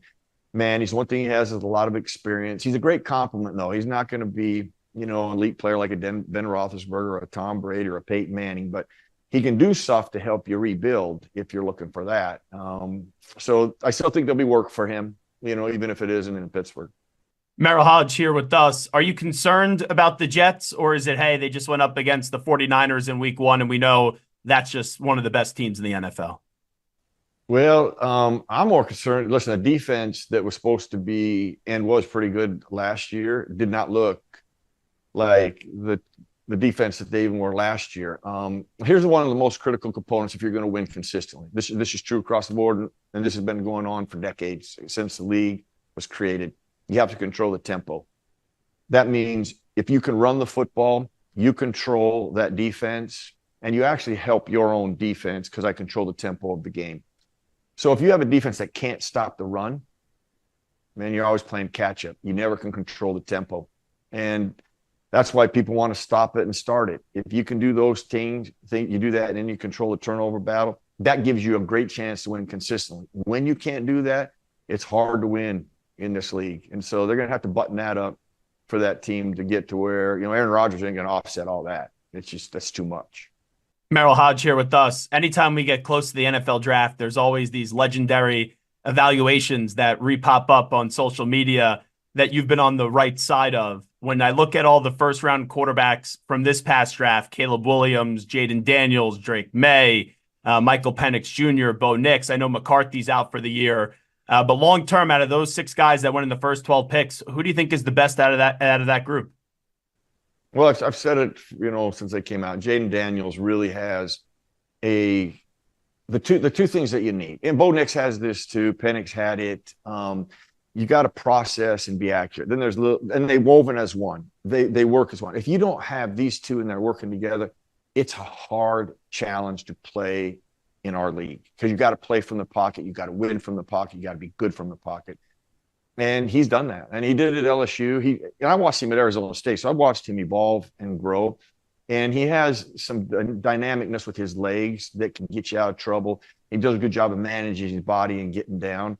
And he really processed and was accurate. Of all the 3 that played on Sunday, he was purely the best, from the pocket, from that aspect. Did he make some mistakes? Yes. Did he miss some throws?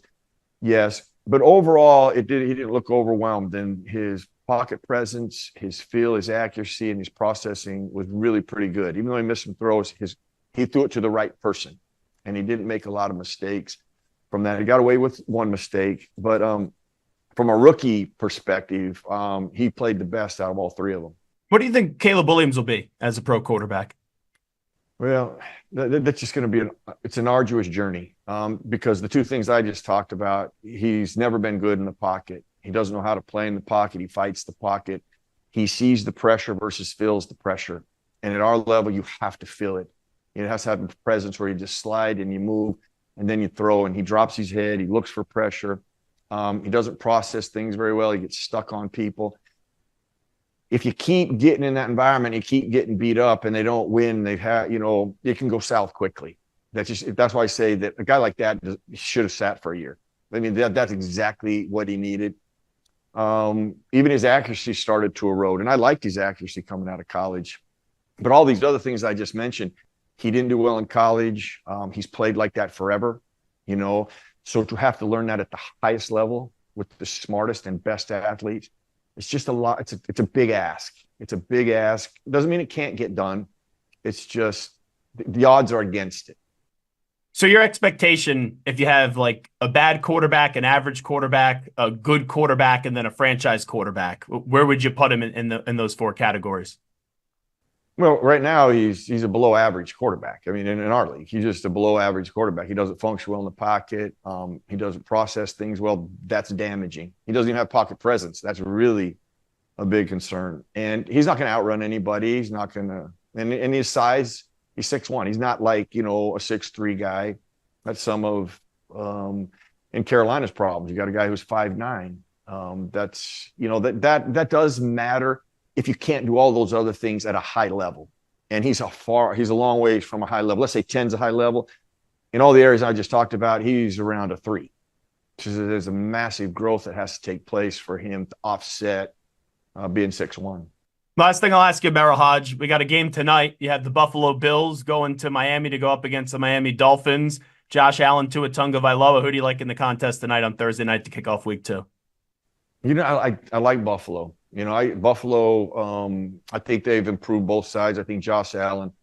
What scares me about Josh Allen, though, he just tries. There's so much. He does so much that he needs a little more of the team to take some of that pressure off him, especially from the running perspective. But I like Buffalo's team. I like what I saw in week 1. They're very evenly matched their division, and divisional opponents are always most difficult to really decipher because they know each other so well. But I like Buffalo. I like Buffalo in this one. Well, I love your tailgate setup. This is an awesome sit that you have, and I always enjoy when you jump on board with us. Thanks so much, Merril Hoge. Thanks for having us. Appreciate it, brother. There he is, Merril Hoge, joining us on the Zach Gelb Show on the Infinity Sports Network. We will take a timeout. Big things said right there about Caleb Williams. Called him a below-average quarterback right now. But when we come on back, we got to update you some of the biggest stories in the world of sports with some audio. We'll get to a news brief. And one of our own here at the Infinity Sports Network, the Ryan Hot Take Hickey, got trashed yesterday on maybe the most famous radio program ever. And it's the Howard Stern Show. And we have that audio for you. And guess what? We'll play it for you coming up in about 5 minutes. But first up, we have a Infinity Sports Network Sports Flash with Chris Lopresti. Infinity Sports Network Sports Flash. All right, Zach, a new look Pac-12 beginning to take shape as the conference today announced the additions of 4 Mountain West schools beginning with the 2026-27 academic year. Boise State, Colorado State, San Diego State, and Fresno State joining the 2 holdovers, Oregon State and Washington State. 2 more members still needed for the league to remain an actual conference. Dolphins running back Devon Achane, a game-time decision for tonight's Week 2 opener against the Bills. He's been dealing with an ankle issue while his teammate, fellow back Raheem Mostert, was already ruled out with a chest injury. Kickoff for Miami set for 8:15 Eastern. Meantime, for the second straight day, Bears wide receivers Keenan Allen and rookie Rome Odunze did not practice ahead of their Sunday night road game against the Texans. The attorney representing the plaintiff in another civil lawsuit accusing Browns quarterback Deshaun Watson of sexual assault and battery tells ESPN his client will speak to the NFL within the next 2 weeks and that they have a video and 2 additional witnesses for the league to speak with as well. Afternoon baseball, 3 finals for you now. Rockies double up the Tigers in Detroit 4-2. Cardinals beat the Reds 6-1, and it was the Astros over the A's 6-3. And the French League's legal commission has ordered PSG to pay Kylian Mbappe the €55 million in unpaid wages that he claims he is entitled to. I'm Chris Lopresti. Hey, like us on Facebook. Our handle is INF Sportsnet. That's INF Sportsnet for our Facebook page. This is the Infinity Sports Network.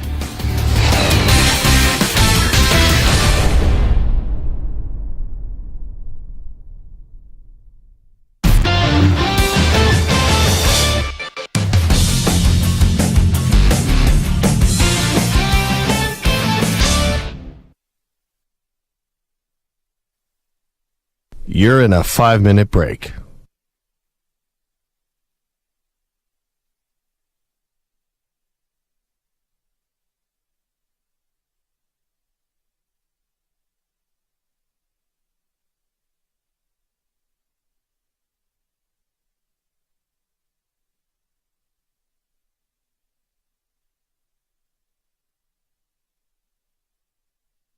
Four minutes, 30 seconds remaining.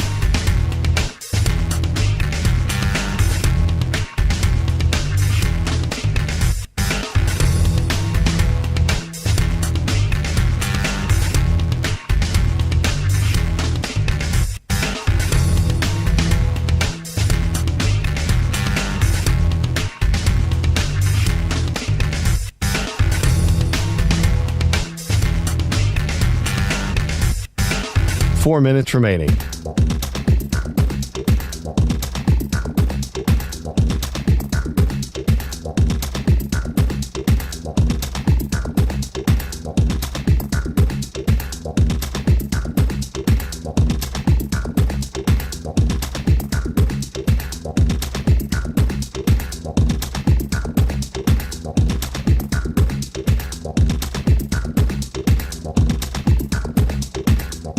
Three minutes, 30 seconds remaining.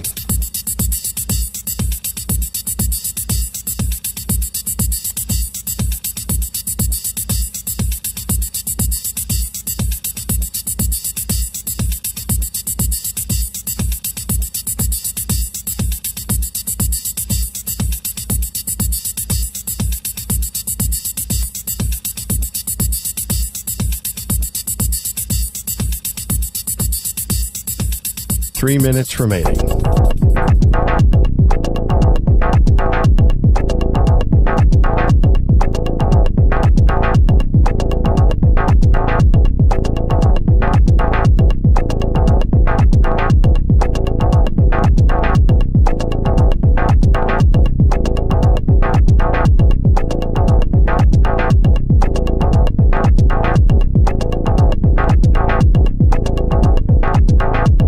Two minutes, 30 seconds remaining.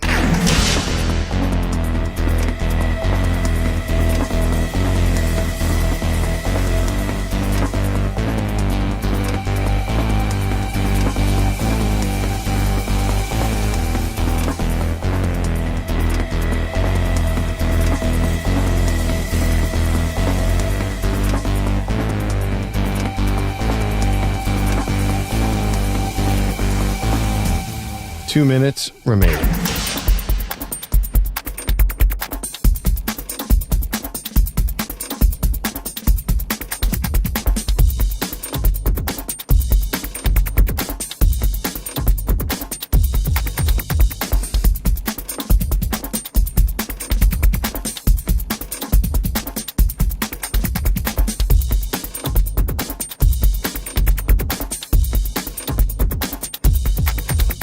One minute, 30 seconds remaining.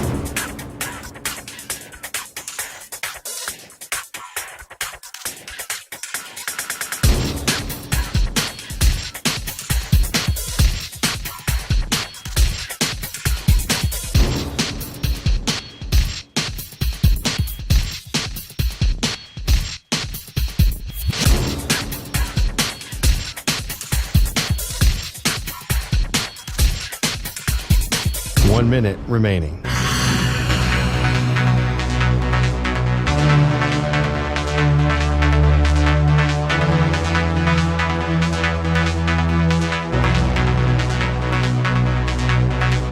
Forty-five seconds remaining.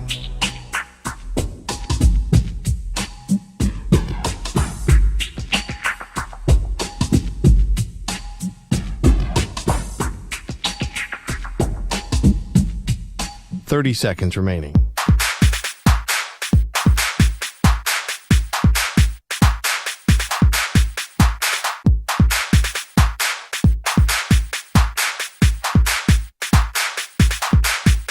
15 seconds.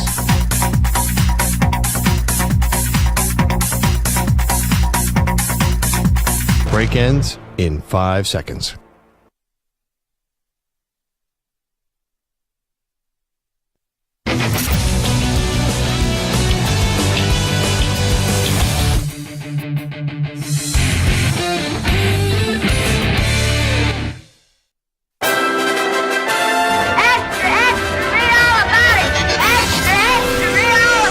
Time for your daily news brief. We get you caught up on the rumors, reports, and reconnaissance from the day in sports.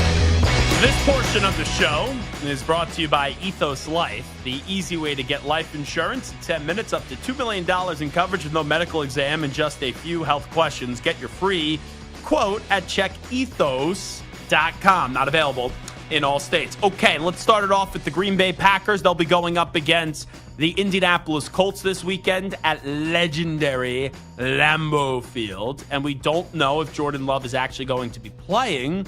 I thought there was no shot he was going to play after how he got injured at the end of the Philadelphia Eagles game on that crappy field in Brazil. But he has an MCL sprain, and here's Matt LaFleur on Love's current status and the next steps. I couldn't give you a percentage, but if he gets cleared, we'll give him every opportunity like we always will. And, I know he's doing everything in his power. I know he's spending a lot of time trying to get back as soon as possible, but certainly we're not going to put him in a position where if he can't protect himself that he'd go out there. Stu, I don't know about you. I think a lot of that is coaches speak and you're trying to play games, but it gets to a point, does anyone believe the stupid games that you're trying to play? If Jordan Love is on the field this Sunday for the Green Bay Packers, I would be stunned.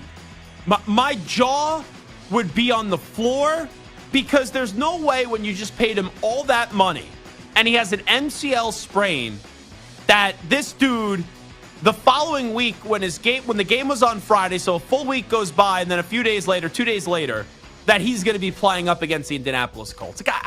I just can't see it. Yeah, I'm not a doctor, but that almost feels like coaching malpractice, too. It's like the guy... I'm not a doctor. Yeah. If the guy has that kind of an injury, I feel like let's maybe at least let him sit for a week before we rush him back. All the original reports said he's going to be out a bare minimum 3 weeks. 3 weeks, yes, was the minimum. And now LaFleur saying, if he gets cleared, okay, what are the chances he gets cleared? I would say 0%. Now, Malik Willis. Yikes. He's probably going to be starting for the Green Bay Packers this week. And this is Matt LaFleur and Malik Willis, and if they can win with him. He's put a lot of time and effort into this thing, and he's grinded. He's learned the terminology and is able to spit out the play calls, and we got confidence in him. And I think, if he's given a full week of preparation, a full week of practice, I got confidence that he'll go out there and perform at a high level. He didn't really sell that one. Botcher, you're rolling your eyes. Usually know when you can smell some BS brewing. He said he's grinding, which means he's not. He's working hard. He's working hard. That you should never have to say that because you're supposed to be always working hard. There's some part-timers around here that will be like, yeah, they're working hard. But if that's the only positive thing you could say about them, well, how are they working hard? Why do you believe that they will succeed? But Ryan Botcher, I hear they say about you many times that you work hard. Working hard, nothing else. Yeah. By the way, the Packers play the Colts this weekend. Stu, if the Colts want us to take them seriously, yes, this is a must-win game. Have to win this game, definitely, especially with the expectations they had that they'll be close to a playoff team. You can't lose to a Jordan Love-less Packers. Now, that child, Ryan Hickey, if the Colts do lose this weekend, do you think he will have a high-pitched rant like, oh my goodness gracious, I can't believe they lost to Malik Willis. How do they lose to Malik Willis? Malik Willis isn't a pro quarterback, and the Indianapolis Colts fire everyone they lose. Right? You'll probably hear Hickey go to that octave. Definitely. Well, here is the legendary Howard Stern on the Howard Stern Show. You may have heard of it.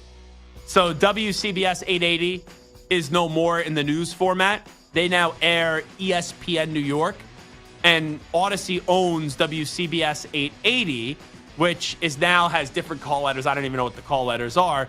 but they air Mets baseball and they air ESPN New York, even though we don't air ESPN New York. So basically ESPN, or we don't own ESPN New York. So basically, long story short, ESPN New York, if I had to explain this so you would understand it, is a tenant, right? And we are the landlord, Odyssey. We're renting out that real estate. So when they made the switch, I guess Howard and company are listening on the stream, or they got this audio from the stream. Since we don't stream, I guess, ESPN New York, only we stream on Odyssey, the app, the Mets games through there, as this is very confusing. I'm making this more confusing than it needs to be. I'm getting too much into the radio weeds, but I want people to understand, but I'm doing a bad job at explaining it. But they stream on our run stream, I guess, the Infinity Sports Network. That's what I gather, because when they made the change, guess who was on Infinity Sports Network? The Ryan Hot Take Hickey. So Howard Stern finally commented on this, and there's a lot of jabs directed at the way of the high-pitched Hickey. It was weird. It was like it ended, and then it was like gone, and like they don't like.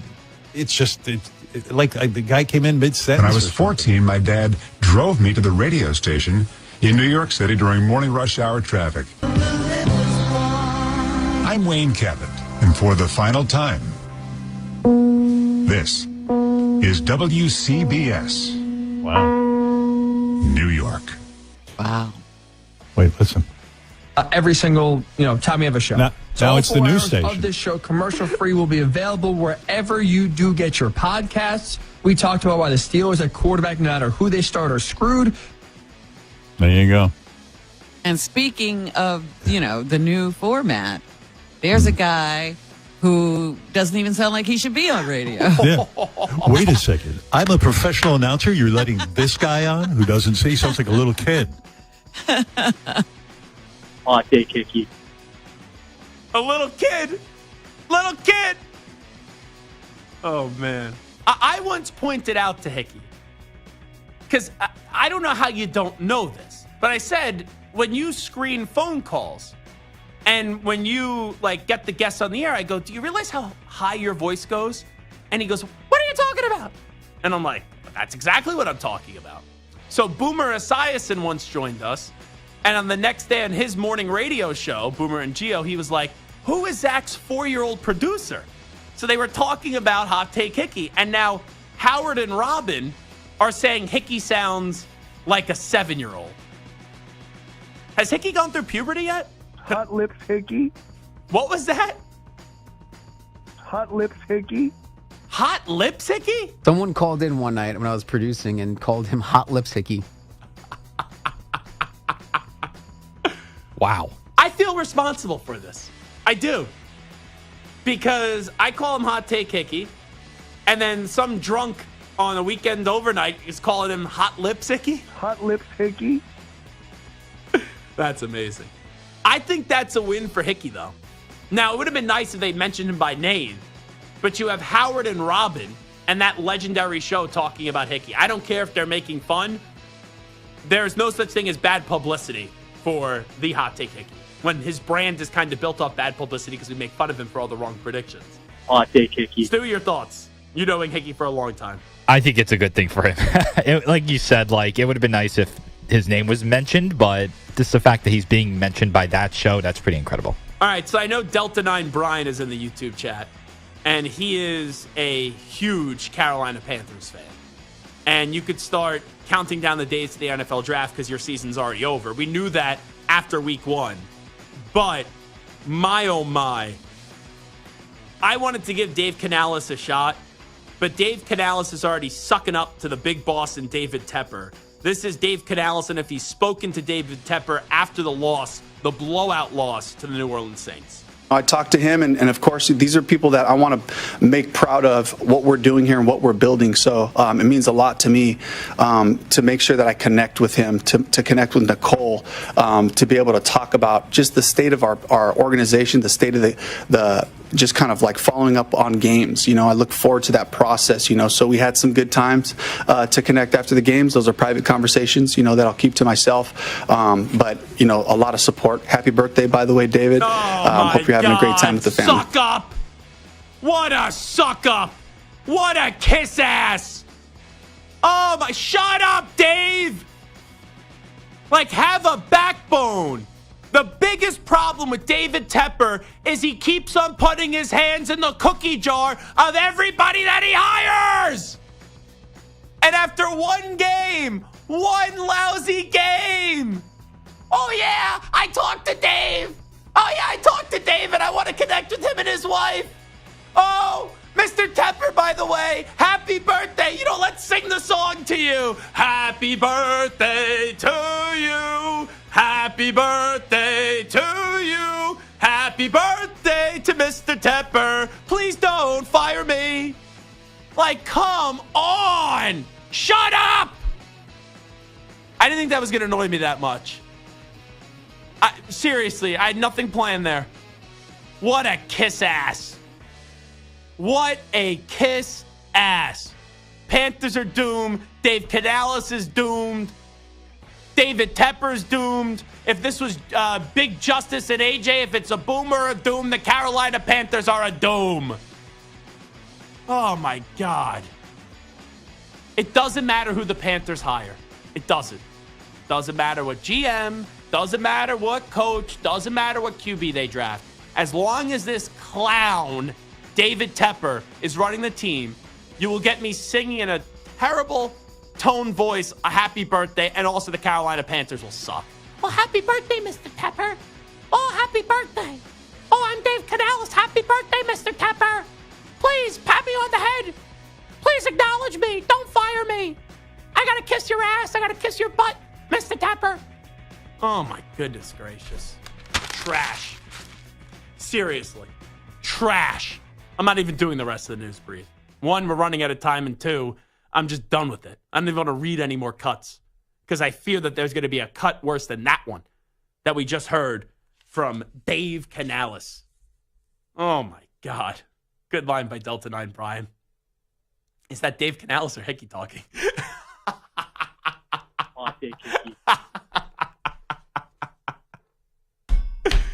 Good line, Brian. Good line. Oh, the Panthers suck.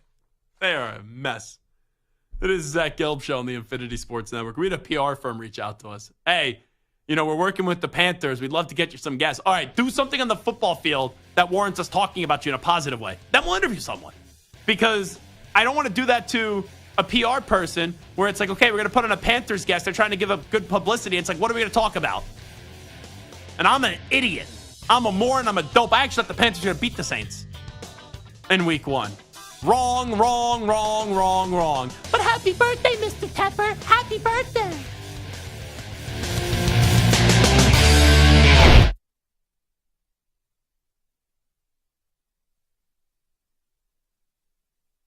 You're in a 5-minute break.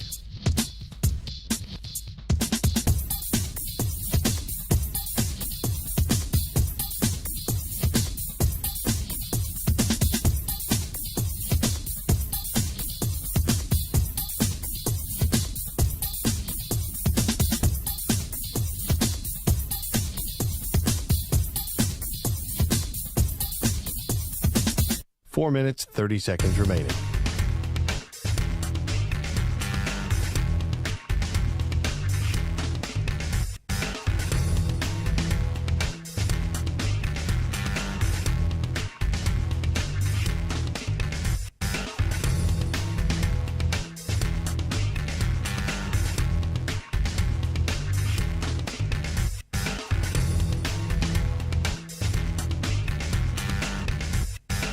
Four minutes remaining.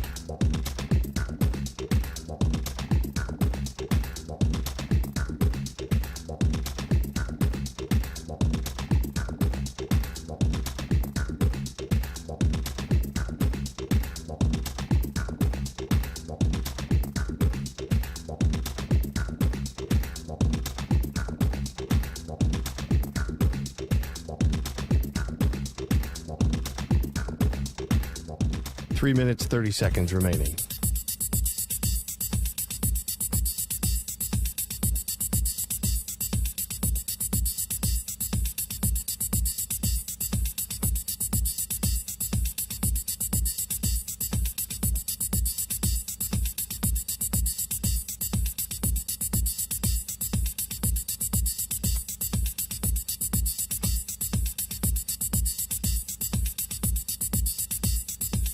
3 minutes remaining.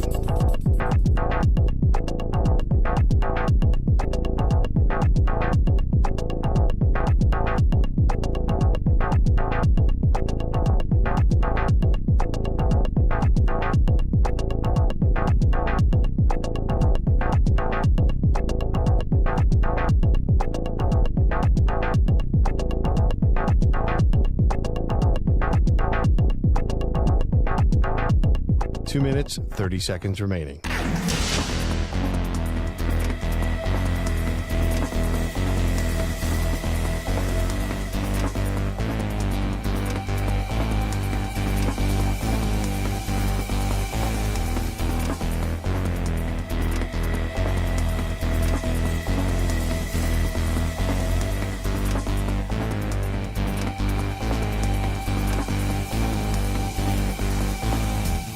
Two minutes remaining.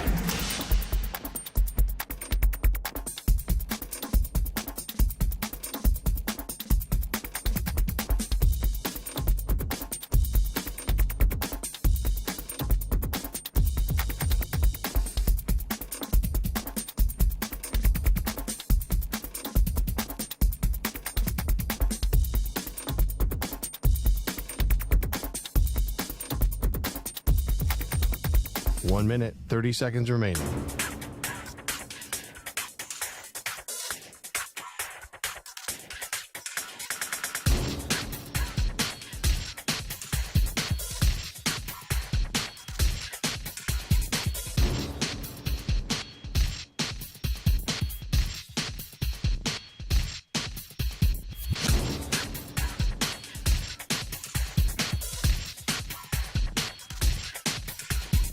One minute remaining.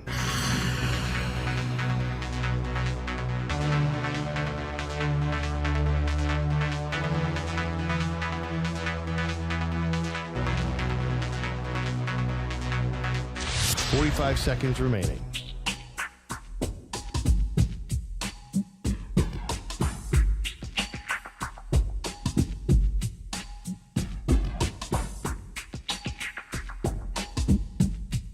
Thirty seconds remaining.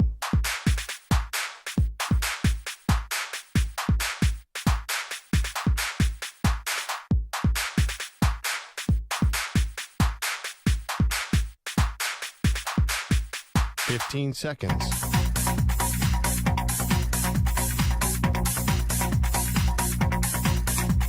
Break ends in 5 seconds.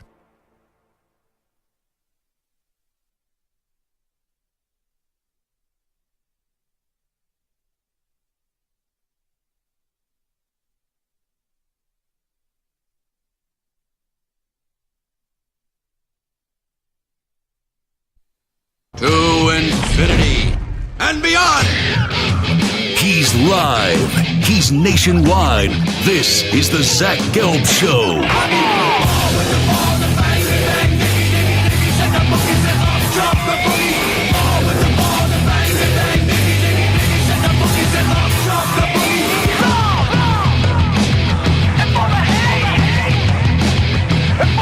Here's your host, Zach Gelb. Alrighty, rocking and rolling. Hour number 3 of our radio program. It is the Zach Gelb Show on the Infinity Sports Network.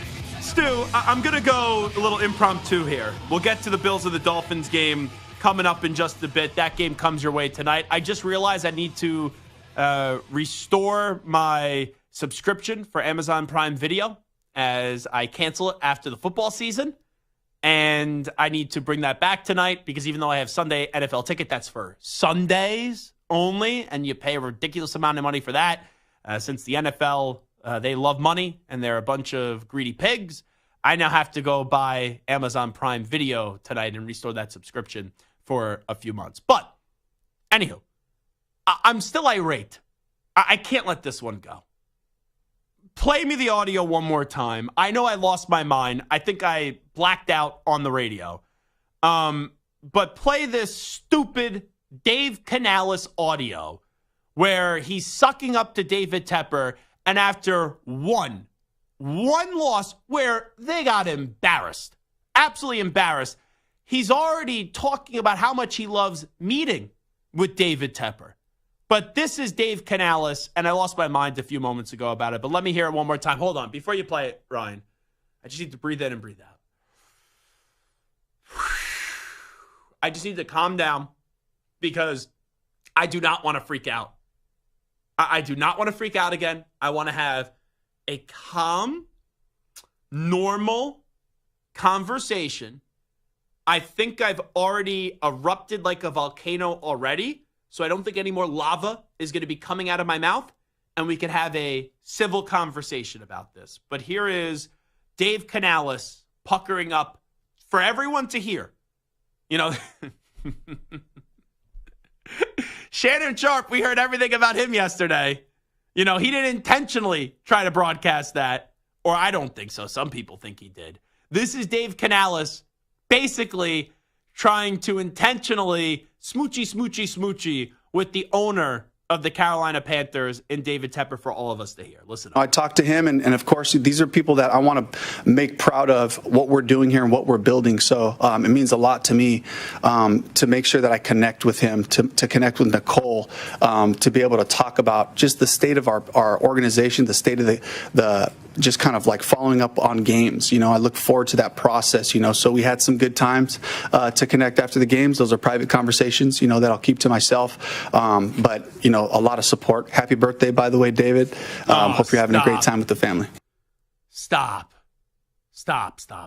Happy birthday, by the way, David. Ryan, you stop it. Stop it right now, because I want to have a calm, civil conversation about this. You play that one more time, I may walk in to that studio and we may be throwing hands. All righty? You don't play that anymore. I'm trying to see if Ryan will actually play it. I'm not going to actually go in there. And there's some other talk show hosts that maybe would go in and go punch their producer. It's happened before. Philadelphia just brought back one of those hosts.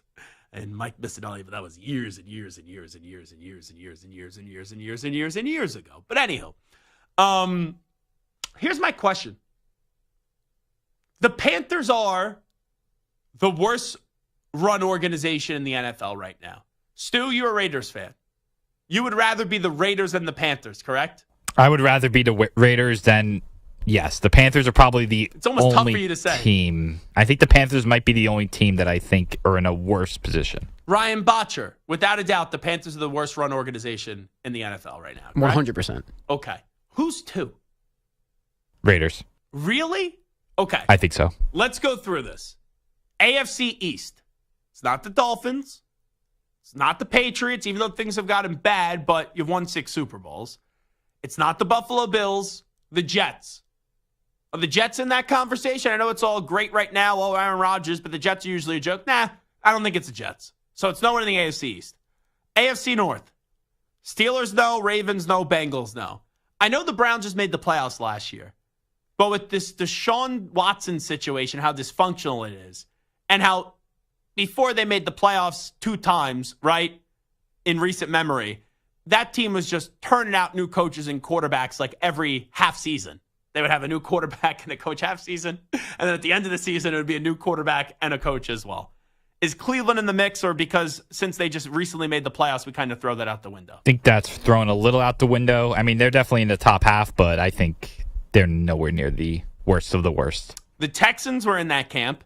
Yeah. But now they've totally turned it around because they have DeMeco Ryan, C.J. Stroud, and Will Anderson. Colts, no. Jaguars, no. Titans, no. Chiefs, Broncos, Chargers?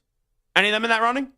I mean, Broncos have a very long playoff drought. I think the Russell Wilson plus Sean Payton has been a total mess. They won Super Bowl 50. Exactly. And they've won, 3 Super Bowls in the last 26 years? Mm-hmm. It's hard to put them there. And make the case for the Raiders, for the spot in the AFC, Stu, because for some reason, I don't know how you could even consider the Raiders for this spot. Well, Zach, let's see. They have not won a playoff game in about 23 years. They've been to 2 playoff games since then, lost both. When was the last time they won a playoff game? Hold on. Was it right before the game that they lost to the Patriots? Was that Patriot Raiders? No, that was the year before. The year after the Tuck Rule game, that's the year they got to the Super Bowl. So their yeah, that's right. They got AFC to the Super Championship Bowl. game against the Titans was their last playoff win. Okay. Wow. They've had pretty much, I don't know. Botcher, when were you born? What year? 2001. 2001. He's never seen the Raiders good. Wait, but he's seen the Raiders when 2001. What month? July 2001. So he saw. Well, you didn't really see anything. Yeah, right? he's 1 year old. Two Raiders playoff runs. Yes. Technically. Yes. If you can remember that. All right, so continue on your case for the Raiders. I mean, it seems like they had a different coach every year for a while, and some really, really bad ones, including Josh McDaniels, Dennis Allen. Norv Turner was really bad. There's so many of them. I can't even remember all of them. That's how bad they are. They haven't really had a quarterback since Rich Gannon. I mean, Derek Carr was fine, pretty good, average quarterback. But the whole point, Zach, is that they're just a mess in every single way, and I feel like this year it's going to come to a head, and they're going to be in that bottom five for a draft pick. And Mark Davis is friends with Samter, so that's a toxic situation. Like, let's be real. Yeah, that's not great. And again, Al Davis, for all the things that he did in like the 80s. Yes. The last 10 years of Al Davis was pretty rough. PowerPoints. Yes. Lane Kiffin. Right, Lane Kiffin's another one. Lane Kiffin might be the best coach they've had. Was it Darius Hayward Bay, right? Was that Al Davis when the whole 40 time and then he inexcusably won in the top 10? That's right. Yes. Jeez. So in the AFC, the worst run organization, in your opinion, are the Raiders, right? I think so, yes. Would you agree with that, Botcher? No. Okay, who? The Cincinnati Bengals. Wait. But I understand the Bengals are cheap. The Bengals recently just made a Super Bowl, and they are consistently, even with Marvin Lewis, they were consistently in the playoffs. They'd ever won a playoff game. Even still, I don't think it's enough to cover up that their practice field is across the street where the players have to go there. The facility sucks. Everything else. Yeah, and the players years ago used to have to trade in their jockstrap to get a new one. But still, winning cures all. I think fans just care about winning. Like, there's a difference in being horribly run and then you could win. The Bengals have done enough winning to some extent as of late to kind of push that aside. All right, but you said the Bengals. You're entitled to your opinion. I think Stu's right. I think in the AFC, it is the Raiders. Now, the NFC. The Panthers are number one for the entirety of the NFL. Look at the Commanders. Now, the Commanders are one that we change our perception about them now just because they have that POS Daniel Snyder now out of the organization. If he was still running the organization, who would you rather have running your team? David Tepper or Daniel Snyder? I think Tepper that's the only owner who he could beat out in terms of, okay, I'd rather have Tepper running the team than Daniel Snyder. But would you imagine that even though the Commander Stadium is a joke right now and they're probably going to change the team name again, at least bringing in Josh Harris, it kind of moves them out of being the worst run. Or like they're still in the top 5 or 10, but the 1 or 2 spot, it takes them out of the run in there still. I agree. Yeah, I think the Tepper-Snyder thing is a very interesting. That might be a 1A, 1B type of a conversation like we had yesterday. They're both really bad. The Giants are in a pretty bad spot too now. The They last are. 10 years, but they've also beat the Patriots twice in a Super Bowl, so you kind of throw that out. The Cowboys are poorly run, but they win enough regular season games. NFC North. The Bears are in that conversation, but now there's that optimism outside of Merril Hoge, who joined us earlier and said Caleb Williams is a below-average quarterback. His words, not mine. You would think that the Bears would be in that running. The Lions for years were in that running, but now they are a Super Bowl contender. NFC South, the Saints won a Super Bowl, so you can't throw them in there. Tampa Bay recently won a Super Bowl. Atlanta, no. Niners, no. Seahawks, no. Cardinals are poorly run, but they win enough. They're like in the mix every few years in the playoffs. And then the LA Rams just recently won a Super Bowl. Yeah. Do me a favor. Can you just run in the hallway real quickly and get Hickey? I just want to put someone on the spot. And I just want to ask them, who's the worst run organization in the NFL? Because there's no way Hickey's listening to us right now. He's getting ready. He's hosting tonight as JR is out tonight. So you will hear Hot Take Hickey, the first ever 7-year-old to ever host Hot Take Hickey, a radio show. He will be gracing us with his presence on the Infinity Sports Network from 6 to 10 p.m. Eastern time. Did we get big time by Hickey? Oh, no, he's coming in here. He's just going to take his time, and he's going to walk very, very, very slowly. Stu, did you try to, David Tepper's getting his ass kissed by Dave Canales. Did you try to give Hickey a little kick in the tushy? Happy birthday, by the way, David. You have to play that? Well, why do you have to play that? It's funny. All right, Hickey, I want to put you on the spot here real quickly as Ryan Hickey is walking into the studio. I'm going to put you on the spot. Worst run organization in the NFL right now is? Worst run organization. I think it's an obvious answer. I will say I will go the Carolina Panthers. Okay, that was our general consensus. Right, I always mess that up. So that was our general consensus. Who's the second worst run organization in the NFL? Boy, I'm just trying to rack my brain here to make sure I'm not leaving anyone obvious You out. want me to just give you all the 32 teams? No, you don't have to do that. But maybe I'll do this. We'll talk it out. Mm-hmm. Jets come to mind, but they have Aaron Rodgers, so at least they're going for it. Although what they put around him is a different discussion with Robert Saleh and Nathaniel Hackett. Anyway, Browns. Wait, Nathaniel Hackett, you're a guy, Nathaniel Hackett. One of your favorite coaches in the NFL 2 years ago. Yeah, wow. Super Bowl champ. He burned me worse than anyone has ever burned me in my life, that's for sure. Nathaniel Hackett, I will never forget. The Browns, I like the direction. I hate the Deshaun Watson move, and that gets worse by the day. So that I think you have to get penalized for that gamble failing as bad as maybe any gamble any team's ever taken in NFL history. But they've made the playoffs recently twice, which for Cleveland Browns standard is like winning a Super Bowl. And they have consistency. They have a good coach. You're missing an obvious one. Okay, I'm racking. Oh, man, Just do me a favor. I'll give you the answer. Look across the room. That will be a hint. Oh, that's a good one. The Raiders. The Raiders are bad. See, I knew I was missing someone obvious. You know me, on the spot, I'm not good at all. Raiders are good. It was the Texans for a while. Yes. But now the Texans have restored life there. The Commanders, I think just getting Daniel Snyder out of the organization, it's like, okay, they're still a poorly run organization until they start to move things in the right direction, but there's a new owner there. So it's like this would have been the Tepper-Snyder conversation would have been a fascinating one. But now since Snyder's out, it's like, yeah, you still know they're but you're at least willing to give them a new chance. Right. Absolutely. And I think you're seeing a theme here. The worst run teams are the ones where the owners have, for the most part, their most, the hands in the stew the most here. That's a lesson for everyone. Stew? You're talking about Stuart Kovacs? Or? Well, no. Oh. It's just hands in the, I don't know. There's a phrase that I'm butchering right now, but you get the idea. I said hands in the cookie jar. That works, yeah. I mean, any food, when your hand is in whatever food you're preparing. You know what my mother did when I was a child, and this still upsets me to this day? It's my biggest gripe with my mother ever. So she would get cookies. And to no surprise, I like to eat more than just one cookie. So my mom got a cookie jar that was a frog. And when you would open it, the jar would say, ribbit, ribbit, ribbit, So she would hear you. So you could hear. Now, when I was younger, I didn't realize this.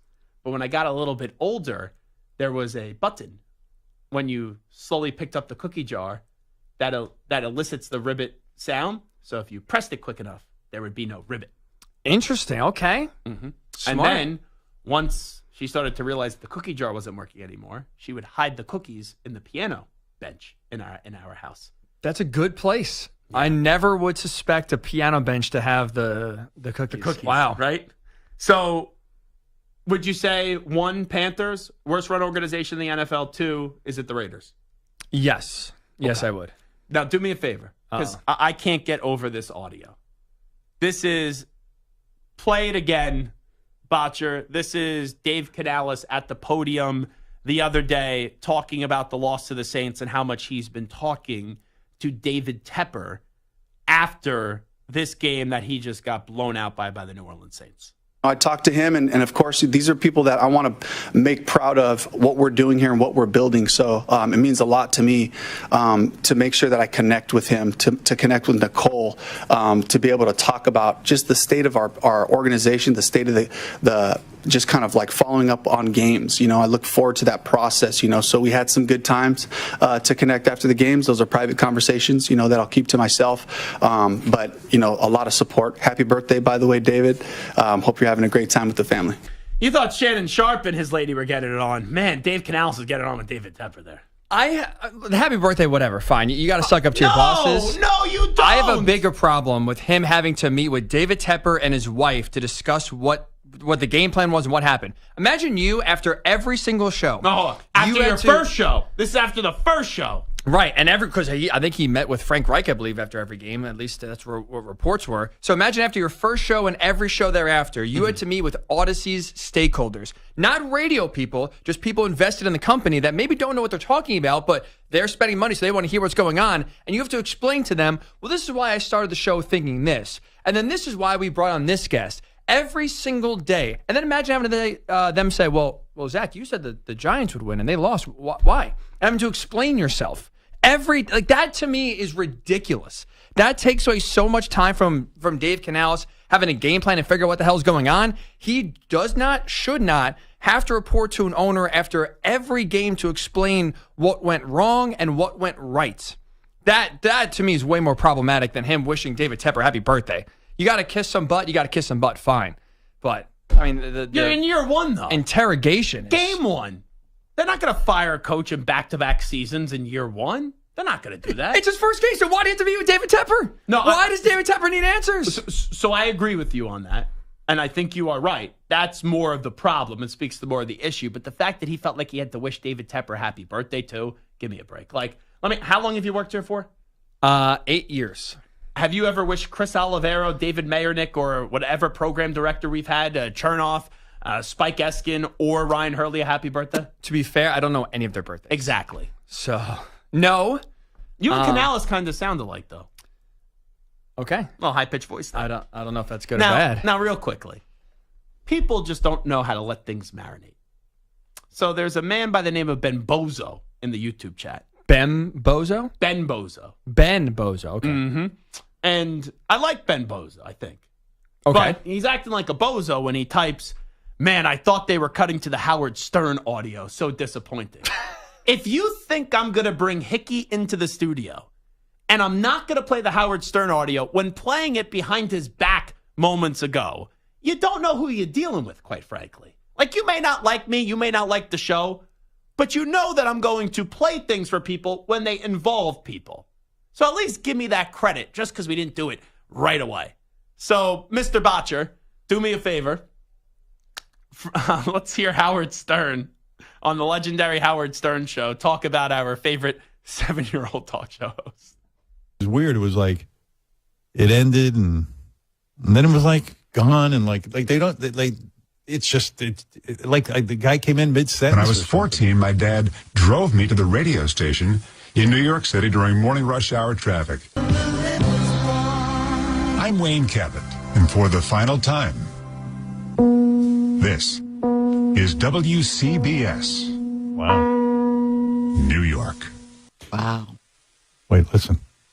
Every single time we have a show. Now it's the news station. Of this show, commercial free, will be available wherever you do get your podcasts. We talked about why the Steelers at quarterback, no matter who they start, are screwed. There you go. And speaking of, the new format, there's a guy who doesn't even sound like he should be on radio. Yeah. Wait a second. I'm a professional announcer. You're letting this guy on who doesn't say, sounds like a little kid. Would you like to respond to Howard Stern and Robin Quivers? No, I got nothing to say. That was funny, honestly. I mean, actually, the only thing I'm upset about, I'm not even upset at them. I'm upset at, I guess, the timing, maybe. That was 10 seconds earlier. I could have got a free plug on the show. That's a good point. I literally was like, podcast feed. 10 seconds before was Hick at Night podcast feed. That would have been great. Oh, boy. You know how bad that would have been? It would have been good because you would have got the plug in. But if they know that you're calling yourself Hick at Night. I think Howard would have liked it. No, but when you sound like a high-pitched voice, I just think they would have obliterated the name. That's okay. That's fine. I mean, I can't change my voice. I've had it for 30-plus years. I hate listening back to myself. What was worse? Sounds like a little kid. What was worse for you? Was it when Boomer Esiason forgot who you were and was like, who's the child that's producing Zach when he screened the call, or was it the Howard Stern stuff? Definitely Boomer, because I do remember I was a little nervous. So I was definitely, when I get nervous, my voice... Hey, Boomer, how you doing? ...raises in octaves. Want to go on with Zach? So that was definitely way worse. Talk a little bit about football with Zach? Especially considering for the first year of the pandemic that I think everybody remembers. You worked with him. Talked to him every Saturday. Now down the line, not obviously face to face, but still, yeah. Boomer forgetting me and then also then making fun of my voice at the same time. The double edge right there, way worse than anything Howard Stern just said. Okay. How about Robin? Just called you a 7-year-old. That's okay. Again, I have come to grips with. I will not be like yourself. I will not be like Howard Stern. I will not be like I forget the guy that the cowboy with the mustache who's always in like those movies with a deep voice. Does like the chorus. Do I have a deep voice? I don't think I have a deep voice. Banquet beer. I'm not going to be one of those guys, and that's fine. You're not John Facenda. You're not the voice of God. No, I am not. I never wanted to be that. I never will be that. I've accepted it. So at that point, you're slinging arrows. Oh, we love you for who you are. Doesn't impact me. That's good. I think it's good for you. I think it's good for the brand. I mean, no one knows who it is, so that stinks. But now people do. No one knows. Listen, if you're listening to that show, no one knows whose voice that is. Someone was listening to the show, and they texted me, realizing and recognizing your voice. Maybe I'll have Howard Stern on the show tonight. I'll text him. Well, I actually know someone that I used to do college radio with, Steve Nowicki. He works for Howard now on Howard's show. So, and I know Baba Booey a little bit. Maybe we could get you in the studio with Stern. Oh, God, yeah. To talk about what? You'd have to walk in a diaper, I think. In like a, so you sound like a little pacifier. kid. Something like that. Probably make fun of my voice. And yeah, that would be interesting. You take the beating. That's what I would say. All righty. Who wins tonight? Bills or Dolphins? Dolphins. Ooh, I'll give you my answer when we return. It is the Zach Gelb Show on the Infinity Sports Network. Football is back, and what better way to celebrate than winning some cash with Sleeper Picks? Sleeper Picks is a fantasy game, but you could win real money. Just pick more or less on at least 2 player stats. If your picks are right, you win. You can pick up to 8 players to win up to 100 times your money. And Sleeper has a couple huge offers to kickstart the football season. For new users, Sleeper will match your first deposit with up to $100 credit to your account. If you've already played, Sleeper's got discounted player projections for you every week of the season. So download the Sleeper app now and use promo code SCORE, and your first deposit will be doubled with the credit up to $100. What are you waiting for? Download Sleeper today and use my promo code SCORE for a credit up to $100 match on your first deposit. That's code SCORE. We'll spell it for you in case if you're like Ryan Hickey and you're 7 years old and you're not sure how to spell SCORE. That's SCORE. You must be 18 years in most states, so I don't think Hickey could do this. And in state where it is legal. Promo code and other restrictions apply. Visit sleeper.com. Please wager responsibly. Gambling problem? Call 1-800-426-2537 for help. And it's paid for by our friends at Blitz Studios.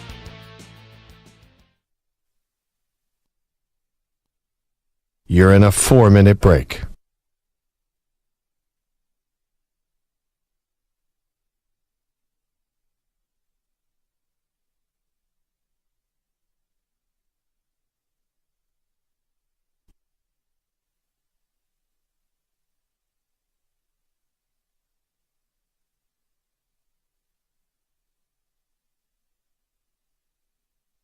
Three minutes, 30 seconds remaining.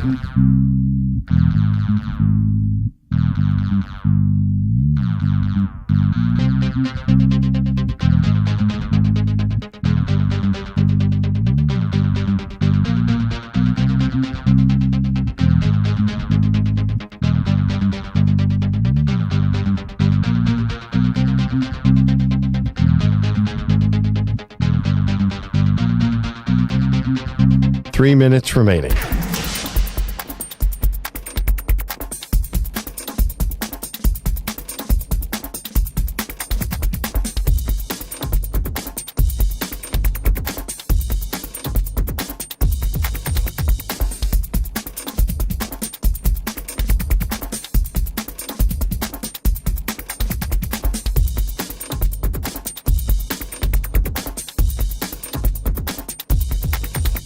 Two minutes, 30 seconds remaining.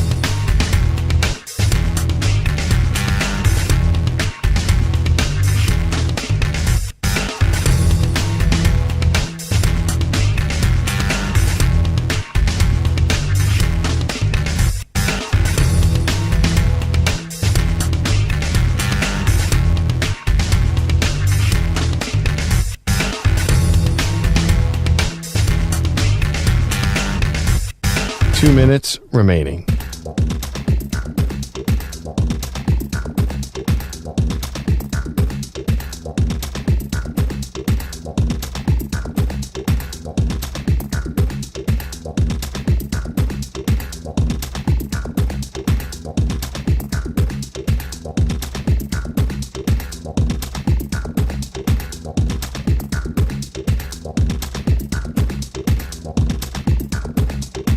1 minute, 30 seconds remaining.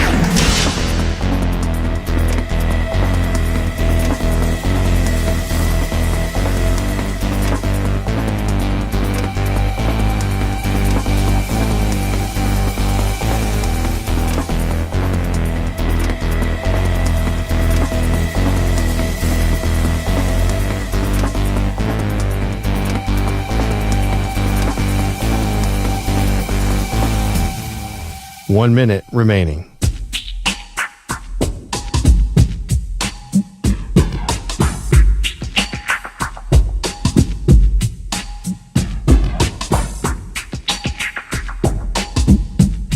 "45 seconds remaining.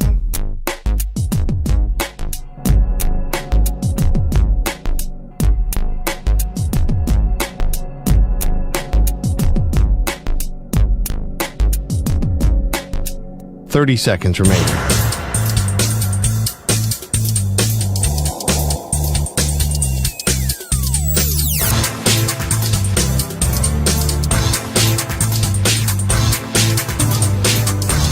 "15 seconds.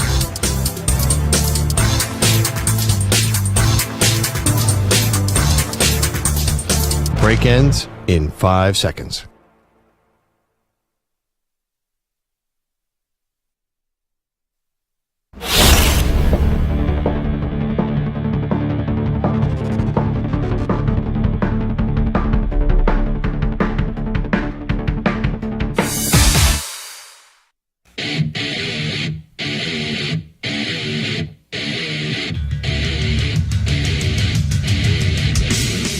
This is the Infinity Sports Network. So before the season, I picked the Buffalo Bills. Well, first off, welcome back. It is a Zach Gelb Show. I said that as if it's like the NFL season is like 8 weeks in. Before the season, I picked the Buffalo Bills. It was a week ago. I picked the Buffalo Bills to win the AFC East. I still believe the Buffalo Bills are going to win the AFC East. But timing is everything. And the Miami Dolphins playing the Buffalo Bills tonight, even though Raheem Mostert is out, and I don't know if we have an update yet on Devon Achane, but I don't think even if Devon Achane is playing tonight, he's going to be a full go. I was reading that they expect another running back for the Dolphins to get a good amount of carries and be active in the game plan tonight. So you kind of look at this and you go, Buffalo, they're still trying to figure out outside of just Josh Allen, what's their identity on the offensive side of the ball. And then Miami, we know Tua Tagovailoa is solid, and you got Tyreek Hill, and you got Jalen Waddle as well. But then it's like, okay, if Raheem Mostert is out, and then it's okay, we don't know what's going to happen with Devon Achane, and he's clearly, even if he does play, not fully healthy, then what are we going to get out of the Miami Dolphins? So I woke up this morning before you found out about Devon Achane, and I knew Mostert was out yesterday, and I was like, I kind of think the Dolphins are going to win. And I even did a Sports Minute today, early this afternoon, on why the Dolphins are going to beat the Bills. But I think the timing in this game, even though Miami is banged up and when they get Buffalo, is so important, where at the end of the year, I do fully anticipate, even though these three teams are splitting hairs, that the Bills are going to win the division because they have the best quarterback in the division. But since Buffalo, I believe, is going to be up and down until they find their groove on offense to start the year, and Josh Allen's capable of winning a game on his own, if you put a gun to my head tonight, I would say that the Miami Dolphins win, and I think Tyreek Hill has a monster performance. Let me ask Crystal Pressey, who used to cover the Jets, a long time Jets beat reporter, right? How many years did you cover the Jets for? I did, 5 full seasons and 2 where I was sharing the duties with Peter Schwartz, who works here on the network. Yes. We split it up. Did you have to, when you did the games, did you have to get like Peter? No, he did. Some popcorn or some free giveaways or things He like at that point was still doing all the games, but you know what it was? I think when he first started covering the team, might have been when they were still out on Long Island in New York, and then when they switched to Jersey, he's a Long Island guy. Couldn't do the whole day. His kids getting out of school. Gotcha. So we would kind of divvy up the duties. Who do you root for? Who are you? I'm from a Giants family. Oh, you are a Giants fan. But okay. I never had beef or hate on the Jets. It's kind of like you're not Sean Marash. You're an right. adult. Same way for me with Yankees Mets. So I just I was always I always wanted to see the Jets do well. I was interested in them. I remain interested in them, even though I'm not covering the team anymore. So there's no bias here. How's that? But you know the AFC well. AFC East. You know it well. Fairly, yeah. Who do you think wins tonight? The Bills and the Dolphins? Because I truly think I hate when radio guys say, oh, this is a 50-50 game. Yeah. But the Dolphins are banged up, and the Bills, outside of Josh Allen, we don't know what their offensive identity is. My natural inclination, based on the way Josh Allen has played against the Dolphins in his career, is to go with the Bills. Now, I know that Buffalo's kind of going through some changes. They lost some guys. Maybe he's a little banged up with his hand. The Dolphins have plenty of firepower. We know that even with the guys at running back being banged up. But I was just looking it up because I was like, I feel like Buffalo's really owned them, and it's 4 in a row, including the playoffs. And what do we got here? 11 out of the last 12 that Buffalo's beaten the Dolphins. Yeah, I remember Miami winning 1 the year where they played 3 times, and Buffalo beat them in the playoffs, where Skylar Thompson was the quarterback, which was a close game. Yeah, that wasn't a great win for the Bills, but you know how I remember that game? That was the game where McDaniel had the vape pen on the sideline. And when he came out of halftime, I think it was Peter Schrager who he spoke with. Oh, he spoke or spoke? Spoke with. Oh, okay. But it seemed like he was a little off. Yeah, how's that? He was enjoying himself. But yeah, it's your point. Could be like me at about 8 o'clock tonight. Well, I mean, listen, or Mad Dog Russo at a Springsteen concert. Sure, but that's not when you're at your job. Yes, he's in the middle of coaching. I'm not making any accusations. I'm sure there are some talk show hosts that have done that before. Sure, I have always been sober when I am on the radio. That is good to know. But your memory is correct. That year, the first meeting between the teams in the 2022 early in the season, they beat them up good. Dolphins. It was close. 21-19. Miami won. Oh, that was in Miami. That was the Tua, the first of the concussions. Yeah, where they said it was a back, and then the next week That's right. it was the Bengals. I want to say that I don't have. Or maybe it was the Browns, where it was the short week Thursday night, where we're like, how is he playing? And then we saw what happened.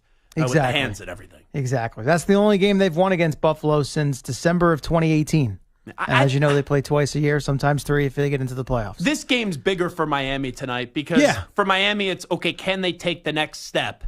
If you lose this game when Buffalo isn't even at their best yet, I think it's the take tomorrow is, man, we know Miami's good. We know Miami's like a fun fantasy team, but they're never going to win anything of significance. And look, you can say, well, Mostert's out and Achan's banged up, but they've done a pretty good job in the McDaniel era of they've had backs kind of just cycle through, and it's almost like whoever they put out there usually is pretty productive and has a good game. So from a depth chart standpoint, they're a little banged up, but I wouldn't expect that they won't have anyone that can step in and still run the ball effectively or make plays in the passing game. So you're going with who tonight? I'll take the Bills. You take the Bills? Yeah, I mean, it's one of those, you got to prove, just like last year in the AFC title game, people get tired of the Chiefs. I was like, I'm sorry, until someone proves it to me. And I know the Bengals did it a couple years ago, but I had no faith in the Ravens taking down the Chiefs, even though they were at home. I'm going with the Dolphins tonight. I don't feel great about it, but it's just, I think this game means more. And I know that Hill and Waddle, if Waddle could stay healthy, will play well. Can Allen win the game on his own? Absolutely. Yeah. But that fear of having to do it in back-to-back weeks is just why I lean a little bit more to Miami in this one. Stu, who do you go with tonight, Dolphins and Bills? I like the Bills. I just think I will pick Josh Allen over Tua. I think that's just my bottom line here. No, it's fair. Yeah. Botcher, who do you go with tonight, Dolphins or Bills? Got the Bills. Okay, so it's 3 against 1. We're all going to have to fight here. I believe the Bills are a 3-point underdog in this game. Yeah, I saw it at 2.5. Did it go? I guess it depends where you look. I was looking at the official Circa contest line from earlier today that came out. Very good, very good. Plus 3 for Buffalo, maybe 2.5, depending on where you look. Let me get your thoughts on one more thing. Yeah. Because we talked about this yesterday almost as it was happening.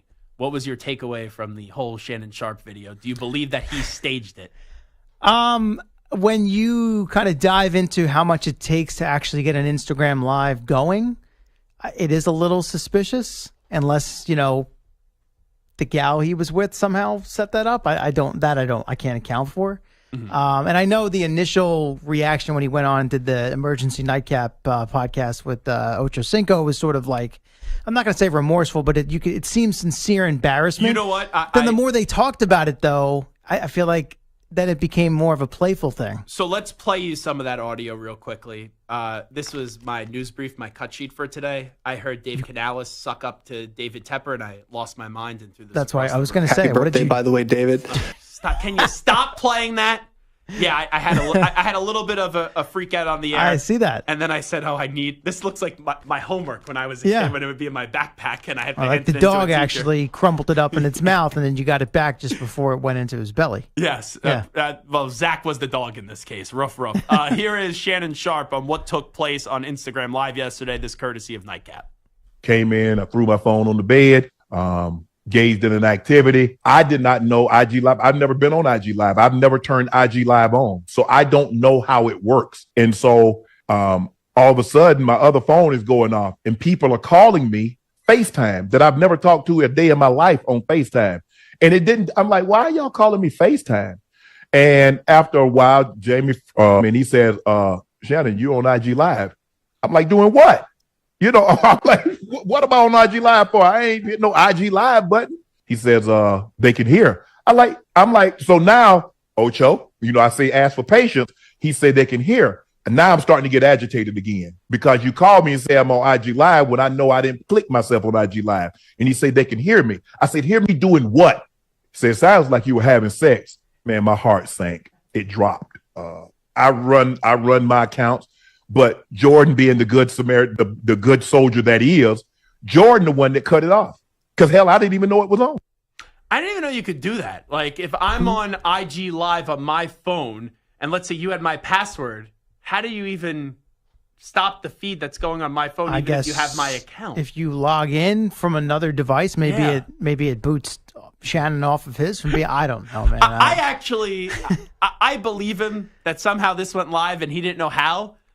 You could say, like, how the heck did that actually happen? Yeah. But I'm trying to, what's the gain for Shannon Sharp? It's not like Shannon Sharp needs more followers, more money, I have no idea. More fame. So I heard somebody on Boomer and Geo here in New York this morning, and caller called up and said apparently the Antonio Brown X account has been floating this thing that perhaps Shannon's gay, and they thought maybe this was we're going down the rabbit hole here. Yeah, but if whenever you're we're looking using Antonio Brown as a source. right, and people are saying they don't even think it's Antonio Brown who does the posting from his account. So I don't know exactly. Oh, I saw there was like some UCF staff or some college football staff or something. Man, this is a crazy world we're living in. So Twitter has become a real rabbit hole because 85% of social media in general has become a real rabbit hole. But especially Twitter. I feel like now when I log on to Twitter, all I see is Sopranos and then boobs. That's all I see. That's what's on yours? See, I don't see any of that. Sopranos and boobs. Interesting. And then Justice, Big Justice and AJ, the Boomer Doom guys, the Costco guys. Well, that's part of your algorithm. For whatever reason, I'm inundated with politics stuff right now. Oh, yeah, I get a lot of politics too.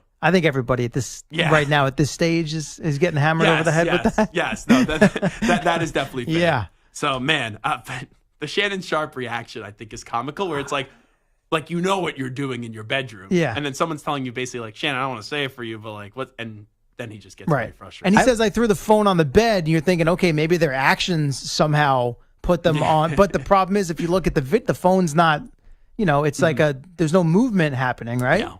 So, yeah, I don't know. So he got FaceTimed while his IG Live was on? He said on his other phone. So his other phone? Yeah. Okay. That's what happens when you're big and famous. Yeah, you got multiple but phones. Ugh. Disgust in his voice. Because he has two phones? No, because it's. How do they know which number to call? If you got two numbers. If you FaceTime someone, does it stop an IG Live? That's what I'm saying. Oh, no, that I have no clue. I don't think so. You have to accept. You have to hit accept on a FaceTime call. That's true. Okay. It doesn't supersede just everything seems else. so set up to me. This entire thing. So, did you ever hear? It's one of my favorite radio interviews ever. George Sedano. He used to be. I think it was when he was at either QAM or The Ticket. No. He had Dennis Rodman on. Oh boy! And Dennis Rodman was having a little bam chicka went in the time middle of the interview. During the interview, and they started interviewing the gal. Okay, I mean that's multitasking at its best, right there. But they at least it was intentional. They both knew they were live. Yeah, this is what we're doing. Deal with it. Yeah. Yeah. Good for them. Jeez, that's something. All righty, we will take a timeout. When we come on back, which coach is under the most pressure for week 2? We go from Shannon Sharp, get it on, to which coach could be getting it on and not have an NFL job when we come on back. Update time. Here he is, CeeLo, Chris Lopresti. Infinity Sports Network Sports Flash. All right, Zach, we started with tonight's Week 2 NFL opener between the Dolphins and the Bills from Miami. Kickoff 8:15 Eastern. Dolphins running back Devon Achane is a game-time decision. He's dealing with an ankle issue, and as we said, his teammate, fellow running back Raheem Mostert, previously ruled out with a chest injury. For the second straight day, Bears wide receivers Keenan Allen and rookie Rome Odunze did not practice ahead of their Sunday night road game against the Texans. And the attorney representing the plaintiff in another civil lawsuit accusing Browns quarterback Deshaun Watson of sexual assault and battery told ESPN today his client will speak to the NFL within the next 2 weeks, and they have a video and 2 additional witnesses for the league to speak with as well. Watson yesterday denied the allegations in a statement released by his attorney. A new look Pac-12 beginning to take shape. The conference announced the additions of 4 Mountain West schools for the 2026-27 academic year. Boise State, Colorado State, San Diego State, and Fresno State joining the 2 holdovers, Oregon State and Washington State. 2 more members still needed for the league to remain a formal conference. Afternoon baseball, 3 finals from earlier. The Astros double up the A's 6-3. You had the Cardinals over the Reds 6-1. And in Detroit, the Tigers fell to the Rockies 4-2. Tigers cooled off as they try to make a run in the AL wildcard race. I'm Chris Lopresti. This is the Infinity Sports Network. Follow us on X and like us on Facebook. Our handle is @INF Sportsnet on X and INF Sportsnet for Facebook.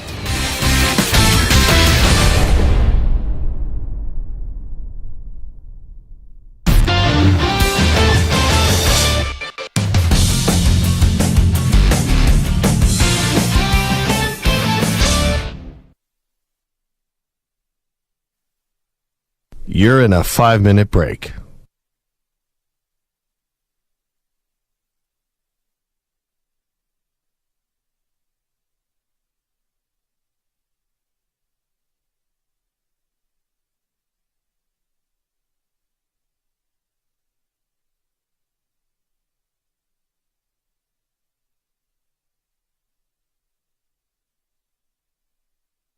Four minutes, 30 seconds remaining.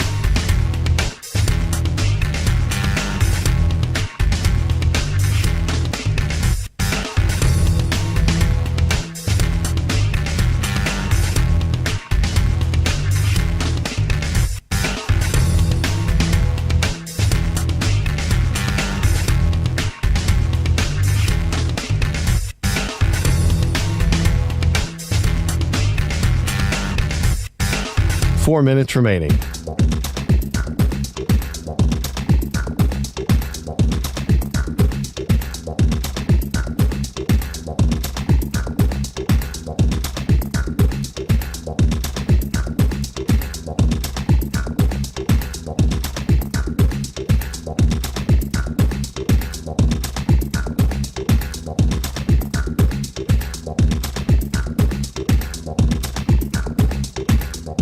Three minutes, 30 seconds remaining.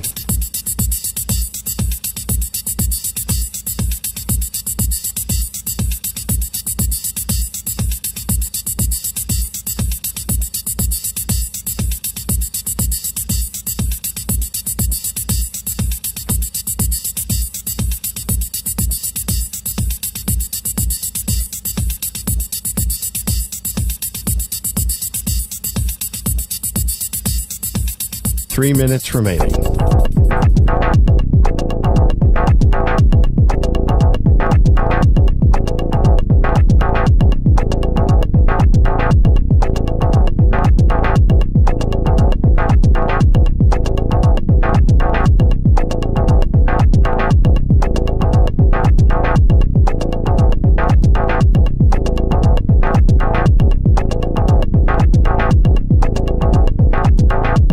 Two minutes, 30 seconds remaining.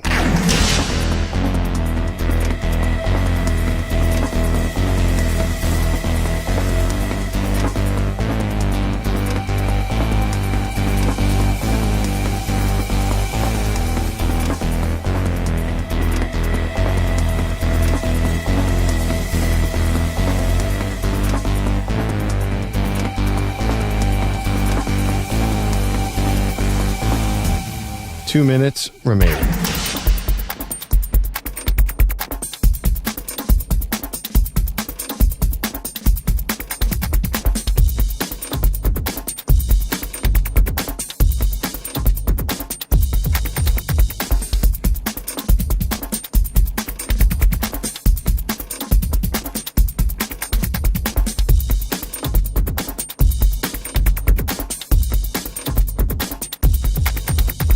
1 minute, 30 seconds remaining.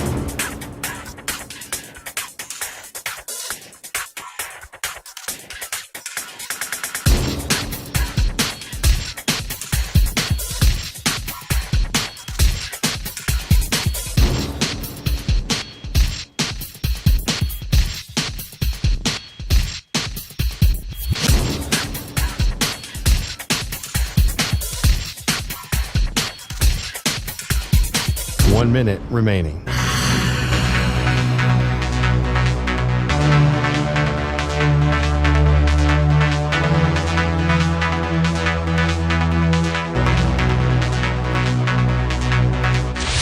Five seconds remaining.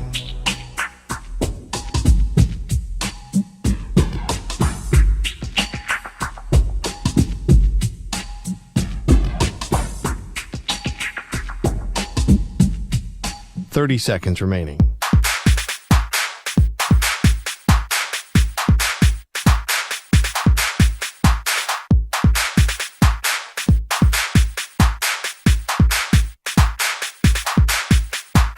Seconds.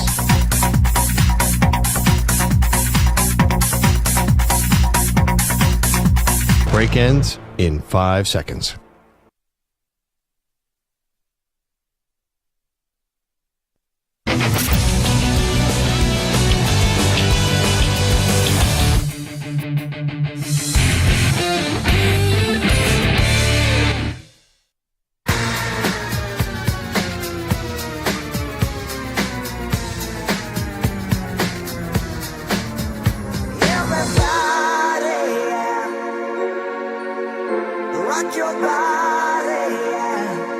Hey, this is Howie. And this is Nick. We're the Backstreet Boys, and you're listening to the Zach Gelb Show. And guess what?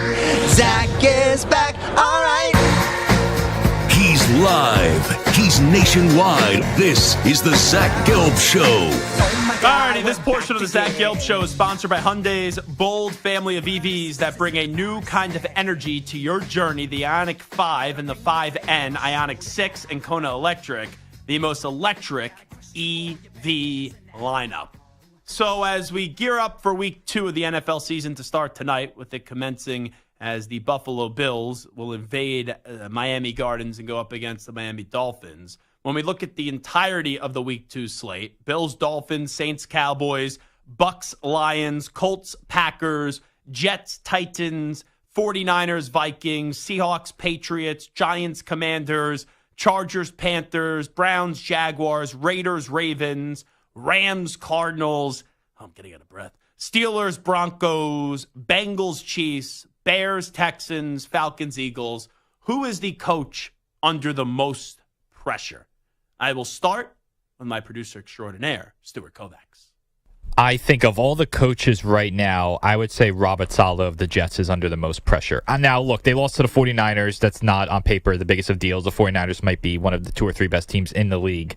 But you have the Titans this week, followed by the Patriots and Broncos the next 2 weeks. I think you have to win all 3 of those games because these are 3 of the 5 or 6 worst teams in the league on paper. You cannot lose these games. You got to take advantage of these early season cupcakes, if you will. And if they lose to the Titans this week, that's 0-2 for a coach that was kind of on shaky ground this offseason. Obviously, the window is very short with Aaron Rodgers. I think Saleh needs a win big time here on Sunday against the Titans. His he doesn't only need a win. He has to blow out Tennessee. And that defense has to perform at a very high level. Because it's one thing to lose to the 49ers, but when you allow Jordan freaking Mason to pop off against you with McCaffrey out, and you're supposed to be this defensive-minded guru of a head coach, like, it's one thing your offense stinks. For your defense to stink when that's the strength of your team, unacceptable. So I'm with you, Stu. I think it's a tremendous answer. All righty, Botcher, what do we got cooking? What do you got for us, boy wonder? Brian Dable, other side of New York, just because you're playing the Commanders. They're not a good franchise either. You have already questions about Daniel Jones. They should be starting or not. There's no more questions about Daniel Jones. He's done. He stinks. He's terrible. Well, yeah, he's better than Tommy DeVito, though. I don't know about that. I'm serious. Hey, the Giants' offense at times looked competent last year with Tommy DeVito as quarterback. And also, I don't want to get whacked if I don't pick Tommy DeVito with his chicken cutlet eating family. But on top of that, he had the pressure last year with his DC with Wink. And it just seems like there's tension in that building, so he's under most pressure. Yeah, I didn't think Joe Shane nor Brian Daboll would get fired at the end of the year because I thought the Giants were going to be bad, but I didn't think they were going to be embarrassing. They were embarrassing after that Vikings game. And here's the one thing about Daniel Jones. He does play well up against the Commanders. So, or, whether the Redskins, Commanders, whatever they were called. He does play well up against them. So it's a spot where I think this game could go either way, but how can you expect the Giants to win a game right now? I'm serious. At least the Commanders have I know their defense stinks, but at least they have Jaden Daniels, and it's okay, I could get behind that and that being exciting. All righty, my coach under the most pressure, it's Zach Taylor. Zach Taylor was nothing as a head coach before Joe Burrow got there. Now, I'll give him credit. They performed well last year, even without Joe Burrow. But you have a team that has Super Bowl expectations. Jamar Chase will eventually get a deal done. And T. Higgins is probably out at the end of this year. This is an all-in year, or it should be an all-in year for the Cincinnati Bengals. And you lose the first game of the season. I didn't like Stu's comment, by the way. He said the Patriots were one of the bottom 5 teams in the league. We are 1-0. I know you don't know how to relate to that because you're a Raiders fan and your team's 0-1, but the Patriots are 1-0. So that's not bottom 5 after 1 week of the season. So put some respect on Gerard Mayo, Jacoby Brissett's name for crying out loud, all right? Put some respect on our name. We are the Patriots. We'll see what happens after they play Seattle this weekend. That could come back to burn me. But, you look at the Bengals. I know they always start off slow and they find a way to pull a rabbit out of the hat. But if you start off 0-2, and it's possible because you're going to Kansas City, geez. I know after that you play the Commanders and the Panthers, so you'll survive and you'll be 2-2, but it'll be a bad look. And if the Bengals don't make the playoffs this year and Burrow's healthy, you could look for a coaching change to happen in Cincinnati. I don't think it's crazy. So this is a big spot for Zach Taylor to kind of calm people and weather the storm after what was a disgraceful performance up against the Patriots. Because even though I was just kidding with Stu a little bit, yeah, the Patriots are a bottom 5 team this year in the NFL. Just not after week 1. A lot of people were annoyed that I didn't put the Patriots in the top 5 of the Zach Gelb power rankings after week 1. They did beat the Bengals. Christian Gonzalez is a stud. All righty, fun show today. We will be back tomorrow on a big football Friday. Big thanks to Mike Prater joining us, KTIK host at the Ticket, as Boise State and 3 other schools are going to the Pac-12. The Pac-12 is back. And also, I'd like to thank Merril Hoge for joining us. Big thanks to Ryan Botcher, Ryan Hickey, Stuart Kovacs, Crystal Presti, and each and every one of you. We'll do it all again tomorrow on a big Friday show at 3 p.m. Eastern, noon Pacific. We out. Bye-bye. Peace. And happy birthday, David Tepper.